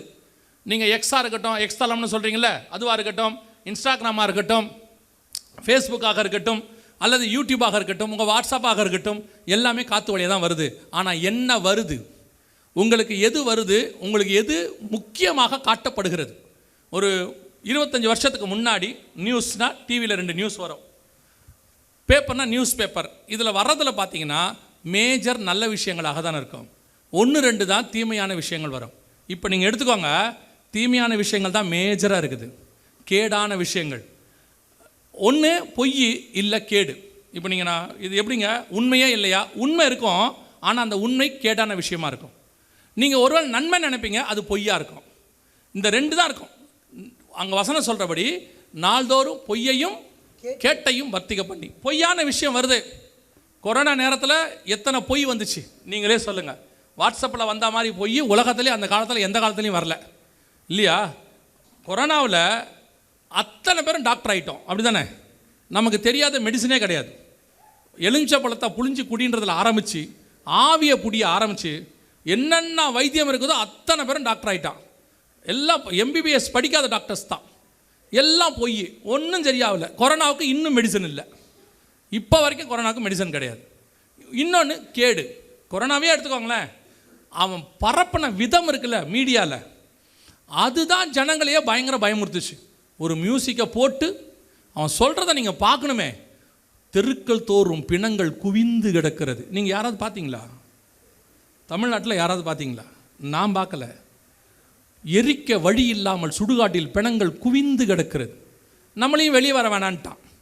வந்தால் தானே நமக்கும் தெரியும். அவன் சொல்கிறது தான் நியூஸ். நமக்கு சொன்ன விதத்தை பார்க்கணுமே. ஒரு வயலினை பின்னாடி போட்டு, நல்ல விஷயத்துக்கு கூட அவளை வயலின் ஒழுங்காக போட்டிருக்க மாட்டான். சர்ச்சில் கூட ஒழுங்காக அப்படி வயலின் போடுறதில்ல. அவன் போட்ட வயலின்லாம் அவ்வளோ அழகாக போட்டு கேட்கும் போதே நமக்கு எப்படி இருந்துச்சு தெரியுமா? நாளைக்கு எப்படி நம்ம வீட்டில் ஒரு பணம் விழுந்துரும் போல், அப்படி தான் இருந்துச்சு. அவ்வளோதான், நாளைக்கு நீங்களாய் கூட இருக்கலாம் அப்படின்னு சொல்லி, ஒன்று கேடு இல்லை பொய், இதாக இருக்குது. இப்போ உங்கள் மனநிலையும் எப்படி ஆயிடுச்சு தெரியுமா? இப்போ இருக்கிற விசுவாசிகளுடைய மனநிலை கூட எப்படி இருக்குது தெரியுமா? நல்ல விஷயத்தை பார்க்க நீங்கள் யாரும் தயாராகவே இல்லை. பார்க்குற விஷயம் கேடான விஷயமா இருந்துச்சுன்னா உங்கள் ஆத்மாவுக்கு தேவையா, உங்கள் ஆவிக்குரிய வளர்ச்சிக்கு தேவையானா அது இருக்காது. அப்படி ஒரு, இப்போ யூடியூபே எடுத்துக்கோங்களேன், அதில் கொடுக்குறதான ஹெட்டிங் இருக்குல்ல, தம்ப்நெயில்னு சொல்லுவாங்க, ஹெட்டிங் இருக்குல்ல, நீங்கள் எந்த நல்ல தம்ப்நெயிலை பார்த்துட்டு உள்ளே போயிருக்கிறீங்களா? உங்கள் ஆவிக்குரிய வளர்ச்சிக்கு தேவையான தம்ப்நெயிலை பார்த்துட்டு உள்ளே போயிருக்கீங்களா? ஆவிக்குரிய வாழ்க்கையின் 7 படிகள் உள்ளே போவீங்க. மகிமையின் மேல் மகிமை அடைவது எப்படி உள்ளே போவீங்க? அந்த ஊழியக்காரர் குடும்பத்தில் நடந்தது என்ன உள்ளே போகிறீங்களா இல்லையா? போகிறீங்களா இல்லையா? அப்போ நீங்கள் எதுக்கு தயாராகிட்டீங்கன்னா, கேட்டுக்கு தயாராகிட்டீங்க, நன்மைக்கு தயாராக இல்லை. இப்போ நாங்கள் எங்கள் செய்தியெல்லாம் நாங்கள் போடும்போது, செகண்ட் கம்மிங்காக இருக்கட்டும் அல்லது ஆவிக்குரிய செய்தியாகவே இருக்கட்டும், எதை போடும்போதும் நாங்கள் தமிழில் ரொம்ப கேர்ஃபுல்லாக சாஃப்டாக தான் போடுவோம். ஆனால் எங்களது எடுத்து போடுறான் பாருங்க, அவன் போடுறதெல்லாம் பயங்கரமாக இருக்கும். கொலை நடங்கும் செய்தி, எம்டி ஜெகன். நான் எப்போ கொலை நடுங்கும் செய்தியே சொன்னேன். அதில் வேற ஒரு ஃபோட்டோ வந்து ஒன்று கண்டுபிடிச்சி வச்சுருக்கான். எங்கேருந்து எடுத்து, எங்கிட்ட கிட்ட அது இல்லை, அவன் வச்சுருக்கான், அப்படி வச்சுருக்கான். அதை போட்டு சும்மா கீழே அப்படி போடுறான் பாருங்க. 2025 நடக்க போகும் மிக மோசமான சம்பவங்கள், எம்டி ஜெகன். நான் என்ன நான் தீர்க்கதரிசியா? நான் எங்கேயாவது சொன்னேன்னா அப்படி? நீங்கள் அதை தானே பார்க்குறீங்க. அந்த வீடியோவை போய் பாருங்கள், 1.5 லட்சம் பேர் பார்த்துருக்கான். இப்போ நான் போட்டிருக்கேன், சபை பரலோகத்துக்கு போவது எப்படி? 10,000 பேர் கூட பார்க்க மாட்டேங்கிறான். நீங்கள் பார்க்கலங்கிற வருத்தத்தில் நான் சொல்லலை, உங்கள் மனநிலை கேட்டையும் பொய்யையும் விரும்புகிற இடத்துக்கு நீங்களே வந்துட்டீங்க. யோசிச்சு பாருங்கள், ஒரு ஊழியக்காரனை பற்றி தப்பாக போட்டால் ஓடி போய் பார்க்குறீங்களா இல்லையா? அதில் உங்கள் ஆவிக்குரிய வளர்ச்சிக்கு என்ன இருக்குது? அது உண்மையாகவே இருக்கட்டும், நான் பொய்யினுக்கே சொல்லலை, உண்மை கூட இருக்கட்டுமே, உங்கள் ஆவிக்குரிய வளர்ச்சிக்கு அதில் என்ன இருக்குது? ஆவிக்குரிய வளர்ச்சிக்கான எத்தனை செய்தி அந்த யூடியூப்புக்குள்ளே இருக்கு. எதையாவது போய் பார்க்குறீங்களா? பார்க்க மாட்டிய. ஏன்னா நீங்களே பொய்யும் கேடுமாக மாறிக்கொண்டிருக்கிறீங்க. உங்கள் மனநிலையை பிசாசு மாத்திரம். உங்கள் மனநிலையை நல்லா யோசிச்சு கொள்ளுங்க. இந்த கேடான செய்திகளை பார்க்கறதுனால உங்களுக்கோ உங்கள் ஆத்மாவுக்கோ ஒரு பிரயோஜனமும் கிடையாது. மாறாக நல்ல ஆவிக்குரிய செய்திகளை போய் கேளுங்க. எத்தனையோ பரிசுத்தவான்கள், சாம்சுந்தர் ஐயாவிலேருந்து, அப்புறம் தாமஸ் ராஜ் ஐயாவிலேருந்து, சிபிஎம் பாஸ்டர்ஸ்லேருந்து எத்தனையோ பெரிய பெரிய பாஸ்டர்ஸ் எல்லாம் செய்தி கொடுத்து வச்சுருக்கிறாங்க. 10 நிமிஷம் 20 நிமிஷம்னு. அதை போய் பாருங்கள். அது உங்கள் ஆவிக்குரிய வளர்ச்சிக்கு உதவும். அதை போட்டு விட்டு கேட்டாலும் உதவும். யாரோ யார் கூடயோ என்னவோ பண்ணால் உங்களுக்கு என்ன? அதை போய் பார்க்கறதுல என்ன, அதில் தெரிஞ்சு என்ன பண்ண போகிறீங்க? நீங்கள் பார்க்கறதுனால போடுறவனுக்கு வேணால் ஆசீர்வாதம், அவனுக்கு யூடியூப்லேருந்து பணம் வரும், உங்களுக்கு என்ன வரும்? நீங்கள் பொய்யையும் கேட்டையும் விரும்புகிறவங்க இல்லைங்க, அவர் உண்மையை தான் போகிறார், உண்மையாக இருக்கட்டும், ஆனால் கேடு, அதில் என்ன நன்மை இருக்குது? உங்கள் ஆவிக்குரிய வாழ்க்கை வளரப்போதா? கவனிச்சுக்கொள்ளுங்க. இது பொய்யையும் கேட்டையும் வர்த்திக்க பண்ணி, அந்த இடத்துல வசனம் எவ்வளோ அழகாக இருக்கு பாருங்க. வர்த்திக்க பண்ணுறானோ, அதுக்கு பேர் தான் ஃபார்வேர்ட். சொல்கிறான்ல, சப்ஸ்கிரைப் பண்ணுங்க, ஃபாலோ பண்ணுங்க, ஃபார்வேர்ட் பண்ணுங்க, வர்த்திக்க பண்ணுங்கன்றான். ஒரே வார்த்தை அதான் இருக்குது. 12:1 ஓசியாவின் புஸ்தகம். விசுவாசிகளுக்கு நான் சொல்லுகிறேன், இப்போ இப்படி பண்ணாலும் இப்போ அவன் கோவப்படுறான், இதை சொன்னாலும் டென்ஷன் ஆகிறான். ஏன் இப்படிலாம் சொல்கிறீங்க? நீங்கள் ஆவிக்குரிய வாழ்க்கையில் வளர்ந்தால் தான் பரலோகத்துக்கு போக முடியும். நீங்கள் எதை அதிகமாக கேட்குறீங்களோ அதே மாதிரி மாறுவீர்கள். அதானே உண்மை? அதானே. நீங்கள் நல்ல ஃபாதர் பெர்க்மன்ஸ் பாட்டை கேளுங்க, சிஸ்டர் சாரணவரிஜி பாட்டை கேளுங்க, உங்கள் ஆவிக்குரிய வாழ்க்கை வளரும், வளர்ந்துக்கிட்டே போகும். நீங்கள் உட்காந்து கேட்டுக்கிட்டே இருங்க. இப்போ நீங்கள் ஒரு காமெடி, என்னுடைய சினிமா காமெடி இருக்குன்னு வச்சுக்கோங்களேன், கேட்டுக்கிட்டே இருங்க. 10 நிமிஷத்தில் அந்த ஆள் மாதிரியே நீங்களும் பேசுவீங்க. வருதா இல்லையா வாயில்? அந்த வார்த்தை வருதா இல்லையா? எதை கேட்குறீங்களோ அதுவாய் மாற்றுறீர்கள். இப்போ உங்கள் காது செய்கிற பாவத்தை உங்கள் கண்ணு செய்ய வச்சுருக்கான். தயவு செய்து சொல்லுகிறேன், நல்ல ஆவிக்குரிய பாடல்களை கேளுங்க, ஆவிக்குரிய செய்திகளை கேளுங்க. பொய்யையும் கேட்டையும் நீங்கள் வர்த்திக்க பண்ணாதீங்க. நீங்கள் அதுக்கு பின்னாடி போகவும் போகாதீங்க. நல்ல வேதத்தை வாசிங்க, நல்ல ஜெபம் பண்ணுங்க. இதுதான் பரலோகத்துக்கு கூட்டு போகும். இந்த மாதிரி பொய்யும் கேடும் என்ன செய்யாது? பரலோகத்துக்கு கூட்டிகிட்டு போகவே போகாது. ரொம்ப கேர்ஃபுல்லாக இருந்து கொள்ளுங்க. கர்த்தர் கடைசி காலத்தில் உங்களையும் கணக்கு கேட்பார். உங்ககிட்ட கர்த்தர் சொன்னது என்ன? போய் சகல ஜனங்களுக்கும் சுவிசேஷத்தை, அதை ஃபார்வர்ட் பண்ணுறீங்களா? அதை ஆண்டவரை பற்றி சொல்கிறீங்களா? சொல்ல மாட்டீங்க. அதை சொல்கிறதுக்கு நீங்கள் யாரும் தயாராகவே இல்லை. ஏன்னு சொன்னால், அதை சொன்னால் அவங்க எதாவது நினைப்பாங்க, சுவிசேஷம் சொன்னால் அவங்க கோச்சிப்பாங்க, அவங்க ஏதாவது நம்மளை திட்டுவாங்க. வாங்குங்க திட்டு, ஆண்டவருக்காக திட்டுவாங்க, மாதிரி யாருக்கு திட்டுவாங்க போகிறீங்க? ஆனால் அதுவே ஒரு மோசமான விஷயத்தை ஃபார்வர்ட் பண்ணுறதுக்கு நீங்கள் தயங்குறதே இல்லை. ஃபார்வர்ட் பண்ணுறது மட்டும் இல்லை, ஒருவேளை அந்த ஆள் பார்க்கலன்னா ஃபோன் பண்ணி கேட்குறது, நான் ஒன்று அனுப்புனேனே பார்க்கலையே நீ இன்னும். எவ்வளோ தீவிரமாக இருக்கீங்க பாருங்கள், ஒரு கேட்ட பரப்புறதில்ல இருக்கீங்க. எனக்கு ஒரு பாஸ்டர் அப்படி அனுப்பிவிட்டார், ஃபோன் பண்ணி சொல்லிட்டேன், ஐயா இனிமேட்டு இந்த செய்தி எனக்குலாம் என்ன செய்யாதீங்க, யாரை பற்றியும் அனுப்பாதீங்க, வசனத்தை அனுப்புங்க பார்க்குறேன், ஆளை பற்றி மட்டும் அனுப்பாதீங்கன்னு சொல்லிட்டேன். எனக்கு அதில் என்ன பிரயோஜனம் இருக்குது? ஒரு பிரயோஜனம் இருக்க போகிறது இல்லை. என்னை பொறுத்த வரைக்கும் நீங்கள் ஆவிக்குரிய வாழ்க்கையில் வளர வேண்டுமானால் நல்ல ஆவிக்குரிய செய்திகளை கேளுங்கள், நல்ல வசனம் வாசிங்க, அதுதான் உங்களை பரலோகத்துக்கு கொண்டு போகும். அல்லேலூயா. 12:1 சொல்லுகிறது ஓசியாவின் புஸ்தகம், அவன் நாள்தோறும் பொய்யையும் கேட்டையும் வர்த்திக்க பண்ணி அசிரியரோடு கூட உடன்படிக்கை பண்ணுகிறான். இதுவும் 2021-22 நடந்துச்சு.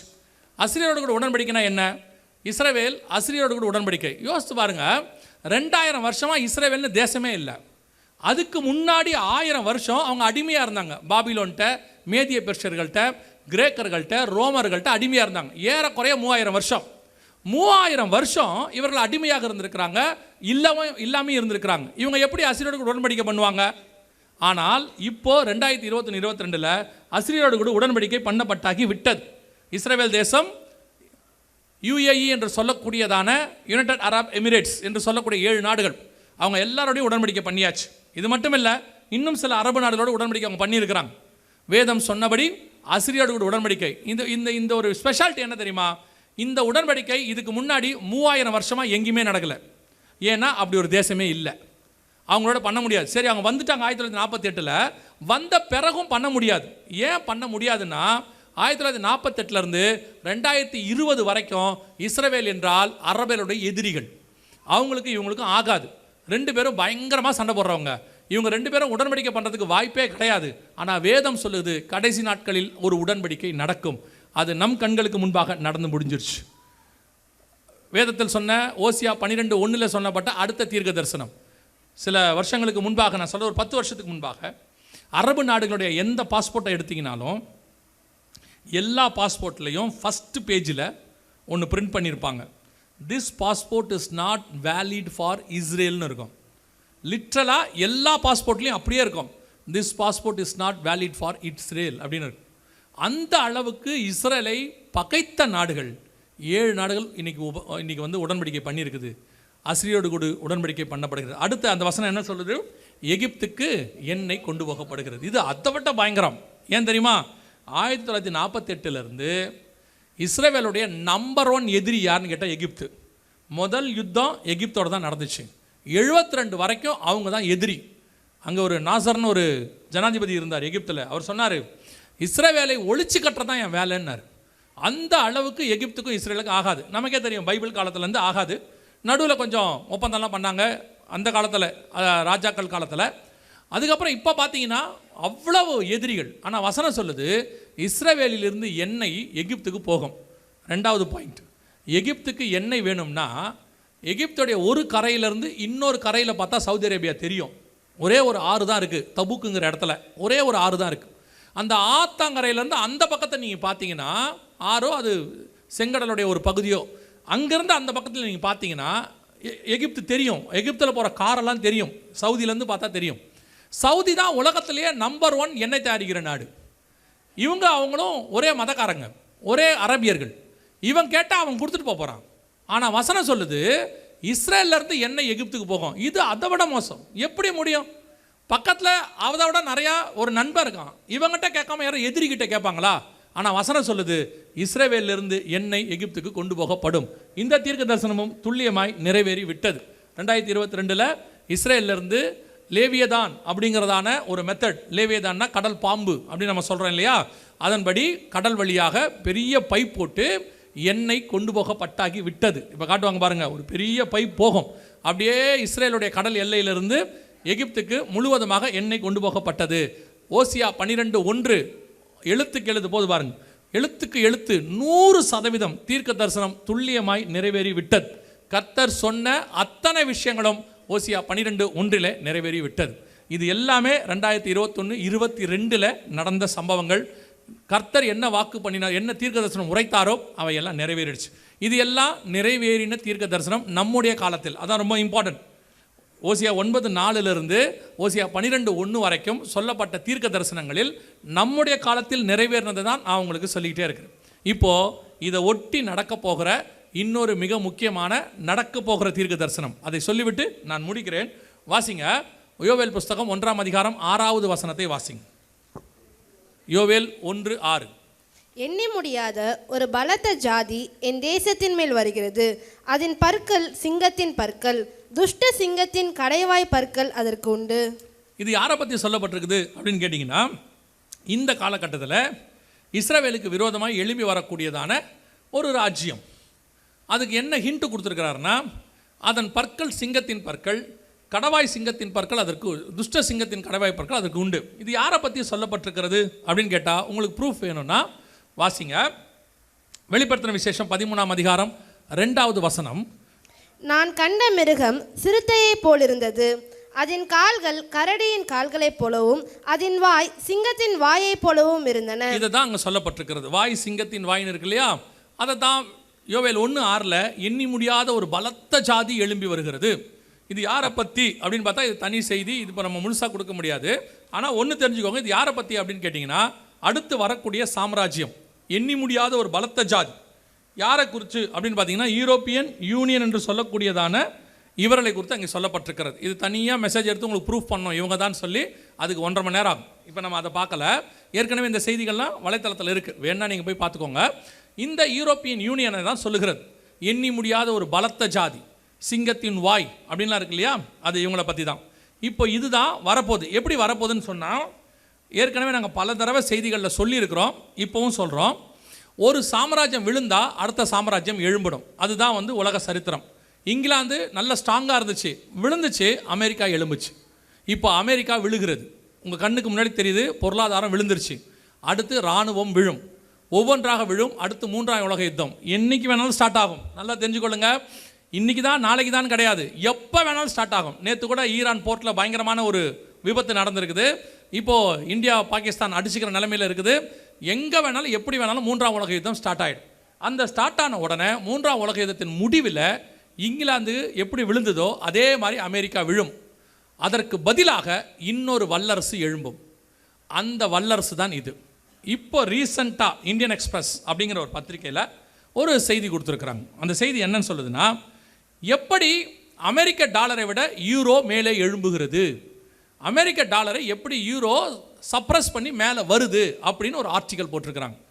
கிட்டத்தட்ட 20 வருஷமாக சொல்கிறோம், 2004லேருந்து சொல்கிறோம், அமெரிக்காவை வீழ்த்தி யூரோ மேலே வரும்.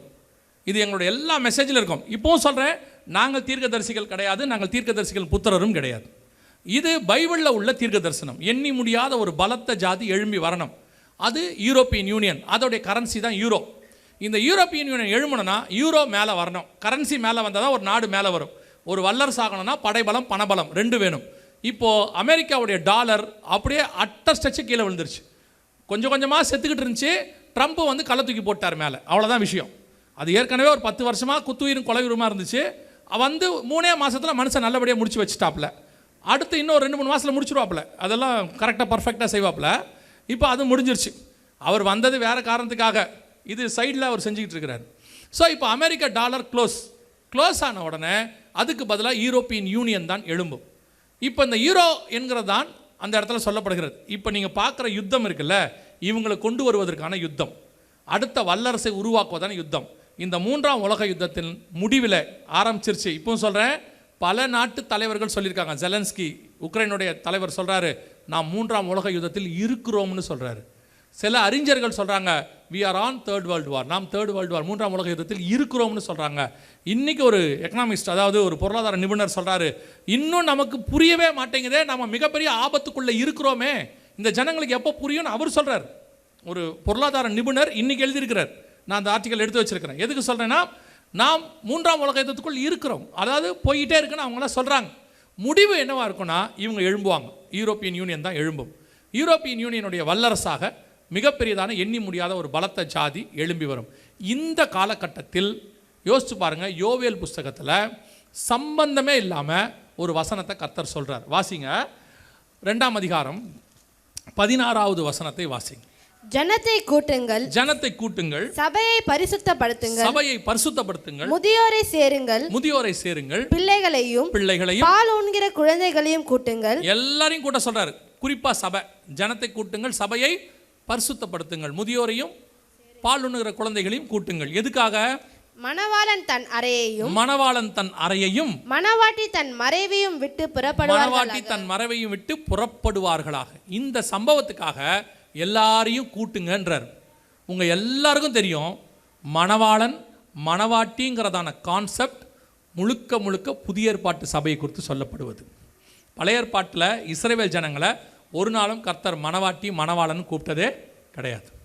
உங்களுக்கு தெரியும், வெளிப்படுத்தல் 22:17 சொல்லுது, ஆவியும் மணவாட்டியும் என்பார்களாக. வெளிப்படுத்தின விசேஷம் 21ஆம் அதிகாரம் 2ஆம் வசனம் சொல்லுகிறது, மணவாட்டி தன் மணவாளனுக்காக அலங்கரிக்கப்பட்ட மணவாட்டியை போல அப்படின்னு இருக்குது. இந்த மணவாட்டிங்கிற கான்செப்ட் புதிய ஏற்பாட்டு சபைக்குரியது. இன்னும் உங்களுக்கு நேரடியாக சொல்லணும்னா, 2 கொரிந்தியர் 11ஆம் அதிகாரத்தில் 2-3 வசனத்தில் பவுல் சொல்கிறாரு, உங்களை ஒரே புருஷனுக்கு கற்புள்ள கன்னிகையாக ஒப்படைக்கும்படி நான் வைராகியம் கொண்டேன். ஸோ சபை என்பது மணவாட்டி என்பதை வேதம் தெளிவாக சொல்லுது. யோவேல் புஸ்தகத்தில் ராஜ்யம் எழும்பி வருவதை பற்றி இருக்குது. 2ஆம் அதிகாரத்தில் ஒரு மிகப்பெரியதான ஒரு ஜாதி, அதாவது ஒரு டெக்னாலஜியை பற்றி அங்கே பேசுகிறார். கிட்டத்தட்ட 3-4வது வசனத்துலேருந்து 1வது வசனத்தில் இருக்கும், 3-4வது வசனத்துலேருந்து பேசுகிறார், 12வது வசனம் வரைக்கும் பேசுகிறாரு. அது பலகனி வழியாக இன்னொலையும், அது வந்துட்டு இது ஜன்னல்கள் வழியாக போகும், இப்படி ஒவ்வொன்றா சொல்லிக்கிட்டே வர்றார். டெக்னாலஜி, வார், இவைகளை பற்றி பேசிக்கிட்டே இருக்கும் பொழுது நடுவில் ஆண்டவர் தீர்க்கதரிசிக்கு ஒரு காரியத்தை சொல்கிறாரு, மணவாளன் தன் அறையையும் மணவாட்டி தன் மறைவையும் விட்டு புறப்படுவார்களாக. ஏன் திடீர்னு இவைகளுக்கு நடுவில் மணவாளம் மணவாட்டி கான்செப்ட் உள்ளே வந்துச்சு? யோசிச்சு பாருங்க. ஓசியாவில் எங்கேயுமே இல்லை, இது வரவே இல்லை. இப்படி ஒன்றுனா சொல்லிக்கிட்டே வந்துட்டு யோவேல்ல இந்த எண்ணி முடியாத ஒரு பலத்த ஜாதி வரும்னு சொல்லிட்டு அடுத்து என்ன பண்ணுவார் தெரியுமா? 1:15 வாசிங்க. யோவேல் 1:15. அந்த நாள் நிமித்தம் ஐயோ, கர்த்தருடைய நாள் சமீபமா இருக்கிறது. கர்த்தருடைய நாள் சமீபமா இருக்கிறது. 2:1 வாசிங்க. சீயோனிலே எக்காலம் ஊதுங்கள், என் பரிசுத்த பர்வதத்திலே எச்சரிப்பின் சத்தமிடுங்கள். தேசத்தின் குடிகள் எல்லாம் தத்தளிக்க கடவர்கள், ஏனெனில் கர்த்தருடைய நாள் வருகிறது, அது சமீபமா இருக்கிறது. ஒரு தடவைக்கு 2 தடவை, 2 தடவைக்கு 3 தடவை இந்த 2 அதிகாரத்தில் மட்டும் கர்த்தருடைய நாள் சமீபம், கர்த்தருடைய நாள் சமீபம், கர்த்தருடைய நாள் சமீபம்னு சொன்ன ஆண்டவர் திடீர்னு இங்க சொல்றாரு, மணவாளன் தன் அறையையும் மணவாட்டி தன் மறைவையும் விட்டு புறப்படுவார்களாக.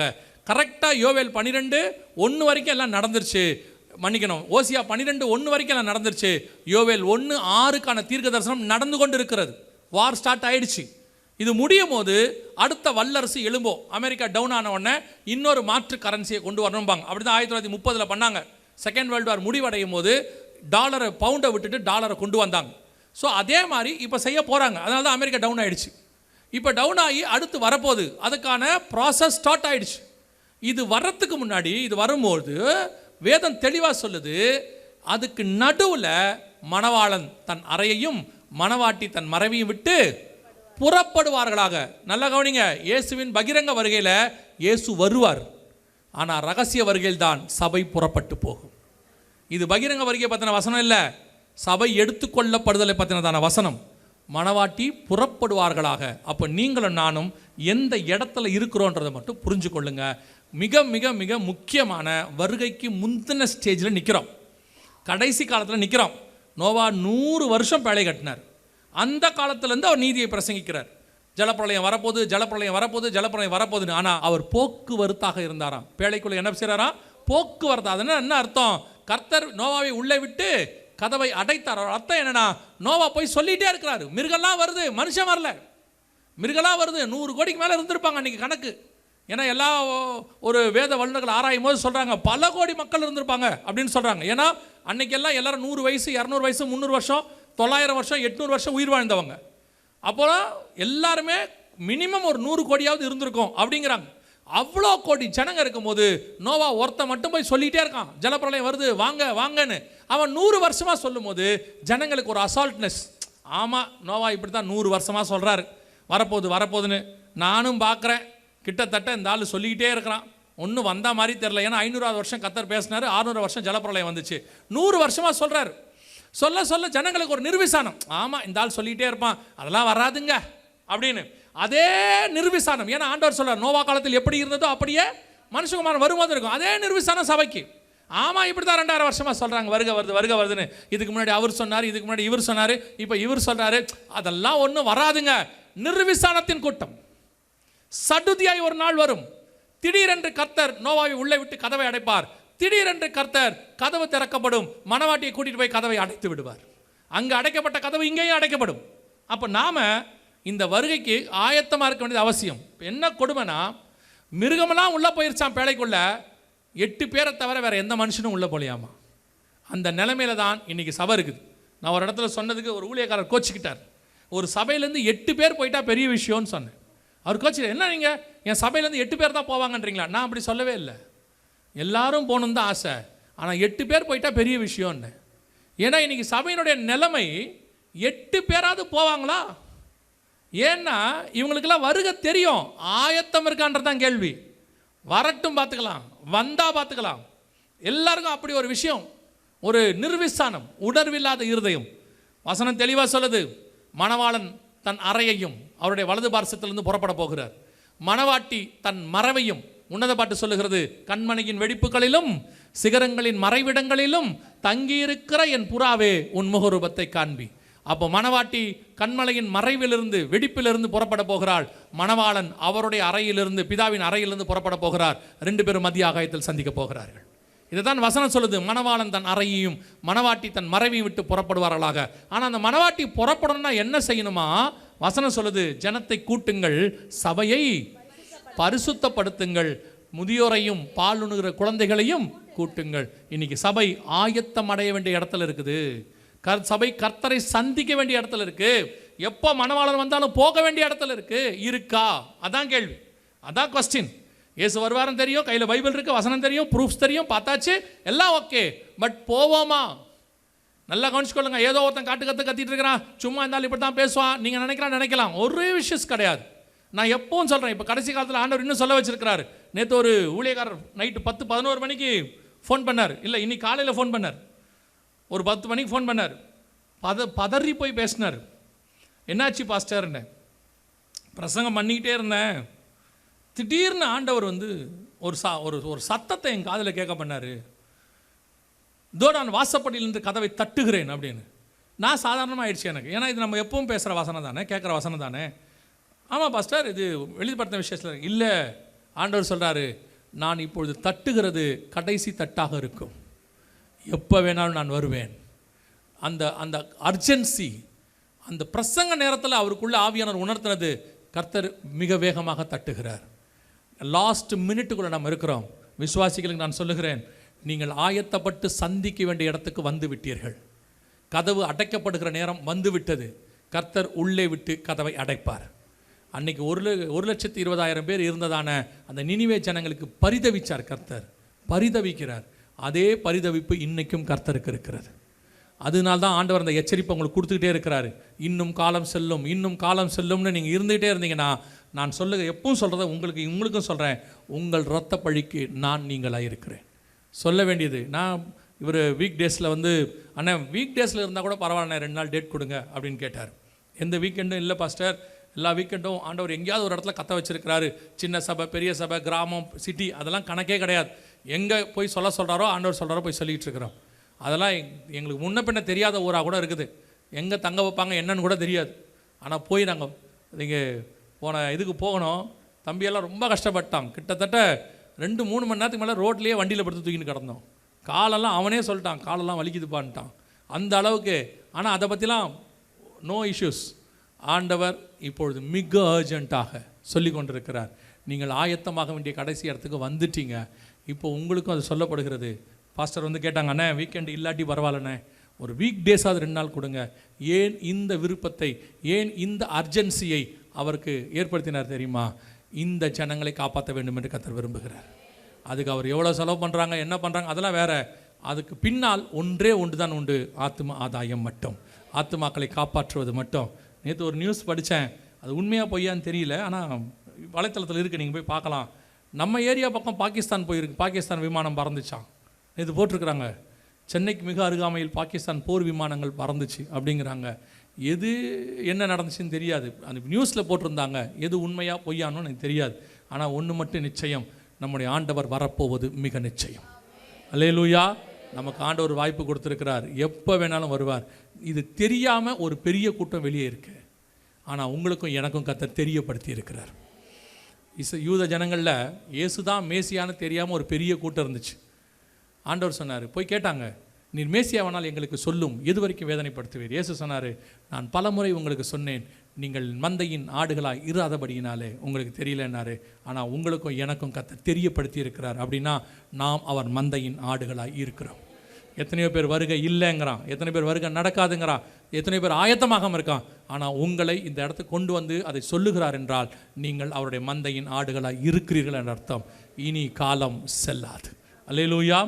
கர்த்தருக்கு சித்தமானால் நாளை மாலை வேளையில் இன்னும் சில முக்கியமான விஷயங்கள், அடுத்து இப்போது 2025-26 இந்த 30க்குள்ளே நடக்க வேண்டிய சில விஷயங்கள்லாம் மேபி அதுக்குள்ளே நம்ம கெஸ் பண்ணுறோம், அதுக்குள்ளே இருக்கோன்ட்டு தீர்க்க தரிசனம் அல்ல, அடுத்து நடக்க வாய்ப்பு இருக்கிறது என்று சொல்லப்படுகிற சில விஷயங்களை குறித்து நாம் பார்க்க போகிறோம். ஜெபிக்கலாமா? நாம் எல்லாரும் எழுந்திரிக்கலாமா தேவ சமூகத்தில்?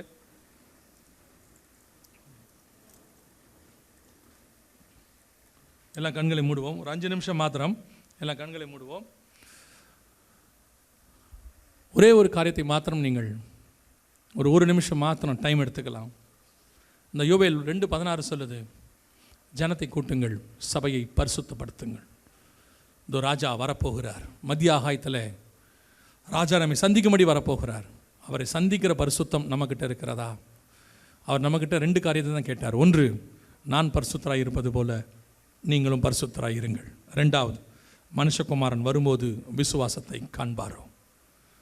இப்போ யோசிச்சு பாருங்கள், மணவாளனை சந்திக்கிற பரிசுத்தமும் மணவாளனை சந்திக்கிறதான விசுவாசமும் நமக்குள் இருக்கிறதா? ஒரே ஒரு நிமிஷம்தான், ஒரு இமைப்பொழுது தான், அதுக்கப்புறம் கதவு அடைக்கப்படும். போய் கதவை தட்டினா கர்த்தர் சொல்வார், உங்களை அறியேன். 2000 வருஷம் காத்திருக்கிற தேவன் 2 நிமிஷம் வெயிட் பண்ண மாட்டார், ஒரு நிமிஷம் தான் வெயிட் பண்ணுவார். 2000 வருஷமாக காத்துட்டார், பொறுமை. அவர் சொல்லிட்டார், பிதா அவரை பார்த்து, உங்களுடைய சத்துருக்களை பாதபடியாக்கி போடு மறைக்கும் என்னுடைய வலது பார்சத்தில் உட்காரும்னு சொல்லிட்டார். 2000 வருஷமாக உட்கார்ந்துருக்கிற ஆண்டவர் உங்களுக்காகவும் எனக்காகவும் வரப்போகிறார். மத்திய ஆகாயத்தில் அழைத்து கொண்டு போகிறார். கிறிஸ்துவுக்குள் மரித்தவர்கள் முதலாவது எழுந்திருப்பார்கள், பின்பு உயிரோடு இருக்கிற நாமும் அவரை எதிர்கொண்டு போகிறோம். அவன் தன் வரிசையிலே உயிர்ப்பிக்கப்பட போகிறான். முதற் பலனானவர் கிறிஸ்து. அவன் கிரியைக்கு தக்கதான பலன் என்னோடு கூட வருகிறது. நான் என் பிதாவின் வலது பார்சத்தில் எப்படி உட்கார்ந்திருக்கிறேனோ அப்படியும் என்னுடைய வலது பார்சத்தில் உன்னை உட்கார வைத்துக் கொள்வேன் என்று கர்த்தர் வாக்கு பண்ணி இருக்கிறார். அந்த மகிமையான இடத்துல தருணத்தில் நாம் இருக்க முடியுமா? உங்களுக்கே தெரியும். அவ்வளோதான், நீங்கள் ஜெபம் பண்ணால் போதும். ஒப்பு கொடுப்போமா? இந்த வருகையில் நான் போகணும், கர்த்தர் என்னோடு கூட பேசியிருக்கிறாரு, எடுத்துக்கொள்ளப்படுகிற கூட்டத்தில் நான் காணப்பட வேண்டும், அவரை சந்திக்கிற கூட்டத்தில் நான் இருக்கணும் அப்படின்னு உங்களுக்கு ஒரு வாஞ்சை வருமானால், ஒரு தீர்மானம் வருமானால், ஒரு வைராக்கியம் வருமானால், உலகம் எனக்கு பாத்திரம் அல்ல, உலகம் என் பின்னே, சிலுவை என் முன்னே, கர்த்தருடைய வருகை தான் என் பிரதானம் என்று காண்பேனோ என் இயேசுநாதனை என்று சொல்லி ஒவ்வொரு நாளும் காத்திருக்கிற அனுபவம் எனக்கு வரணும். அப்படி ஒரு வைராக்கியம் உங்களுக்குள்ளே வருமானால், இன்றைக்கி ஆண்டவர் உங்களோடு கூட பேசி இருப்பாரானால், உங்கள் கரங்களை ஆண்டவருக்கு நேராக உயர்த்தி, ஆண்டவரே நீர் வரும் பொழுது நானும் என் வீட்டாரும் உடைய வருகையில் பிரவேசிக்க கிருபை பாராட்டுங்க. ஒப்பு கொடுப்போமா? ஊழியர்கள் ஜெபம் பண்ணுங்க பார்ப்போம். நானும் என் திருச்சபையும், என்னை நம்பி கொடுத்த திருச்சபையில் ஒரு ஆட்டை கூட நான் விட்டு வந்துவிடக்கூடாது ஆண்டவரே. எப்படியாகிலும் எடுத்துக்கொள்ளப்படுகிற கூட்டத்தில் நாங்கள் காணப்பட வேண்டும். ஒப்பு கொடுப்போம் தேவ சமூகத்தில். சர்வ வல்லமையுள்ள எங்கள் தகப்பனே, இந்த 2 நாள் கூட்டங்களுக்காய் ஸ்தோத்திரம். விசேஷமாக இந்த 1ஆம் நாளுக்காக நன்றி. எங்கள் மத்தியில் நீர் இடைப்பட்ட தயவுக்காய் ஸ்தோத்திரம். வந்திருக்கிற ஒவ்வொருத்தரோடும் கர்த்தர் நீர் பேசின தயவுக்காக ஸ்தோத்திரம். ஆண்டவரே நீர் வரும்பொழுது அந்த மேகத்தில் கூடுகிற கூட்டத்தில், திரளான கூட்டமாகிய ஜனங்களிலே, வெள்ளை அங்கிகளை தரித்திருக்கிற கூட்டத்தில், குருத்தோலைகளை பிடித்திருக்கிற கூட்டத்தில், சிங்காசனத்துக்கு முன்பாக நிற்கிற கூட்டத்தில் நாங்களும் காணப்பட வேண்டும் ஆண்டவரே. அப்பா, எங்களுக்கு அந்த மகிமையான தருணத்தில் மகா பரிசுத்த ஸ்தலத்துக்குள்ளே கிருபாசனத்தின் கிட்ட நாங்கள் நெருங்கி சேர கர்த்தர் கிருபை பாராட்டுவீராக. எப்படியாகிலும் உம்மை தரிசிக்கிற கூட்டத்தில் காண கிருபை பாராட்டும். மகிமையுள்ள கரத்தில் எங்களை தாழ்த்துகிறோம் ஆண்டவரே. வந்த ஜனங்கள் அத்தனை பேரும் சுகபத்திரமாக வீடு போய் சேர கிருபை பாராட்டும். வருகை தாமதிக்குமானால் நாளை தினத்தில் சந்திக்க கிருபை தாரும். எங்கள் ஆண்டவர் இயேசு கிறிஸ்துவின் நாமத்தில் பிதாவே.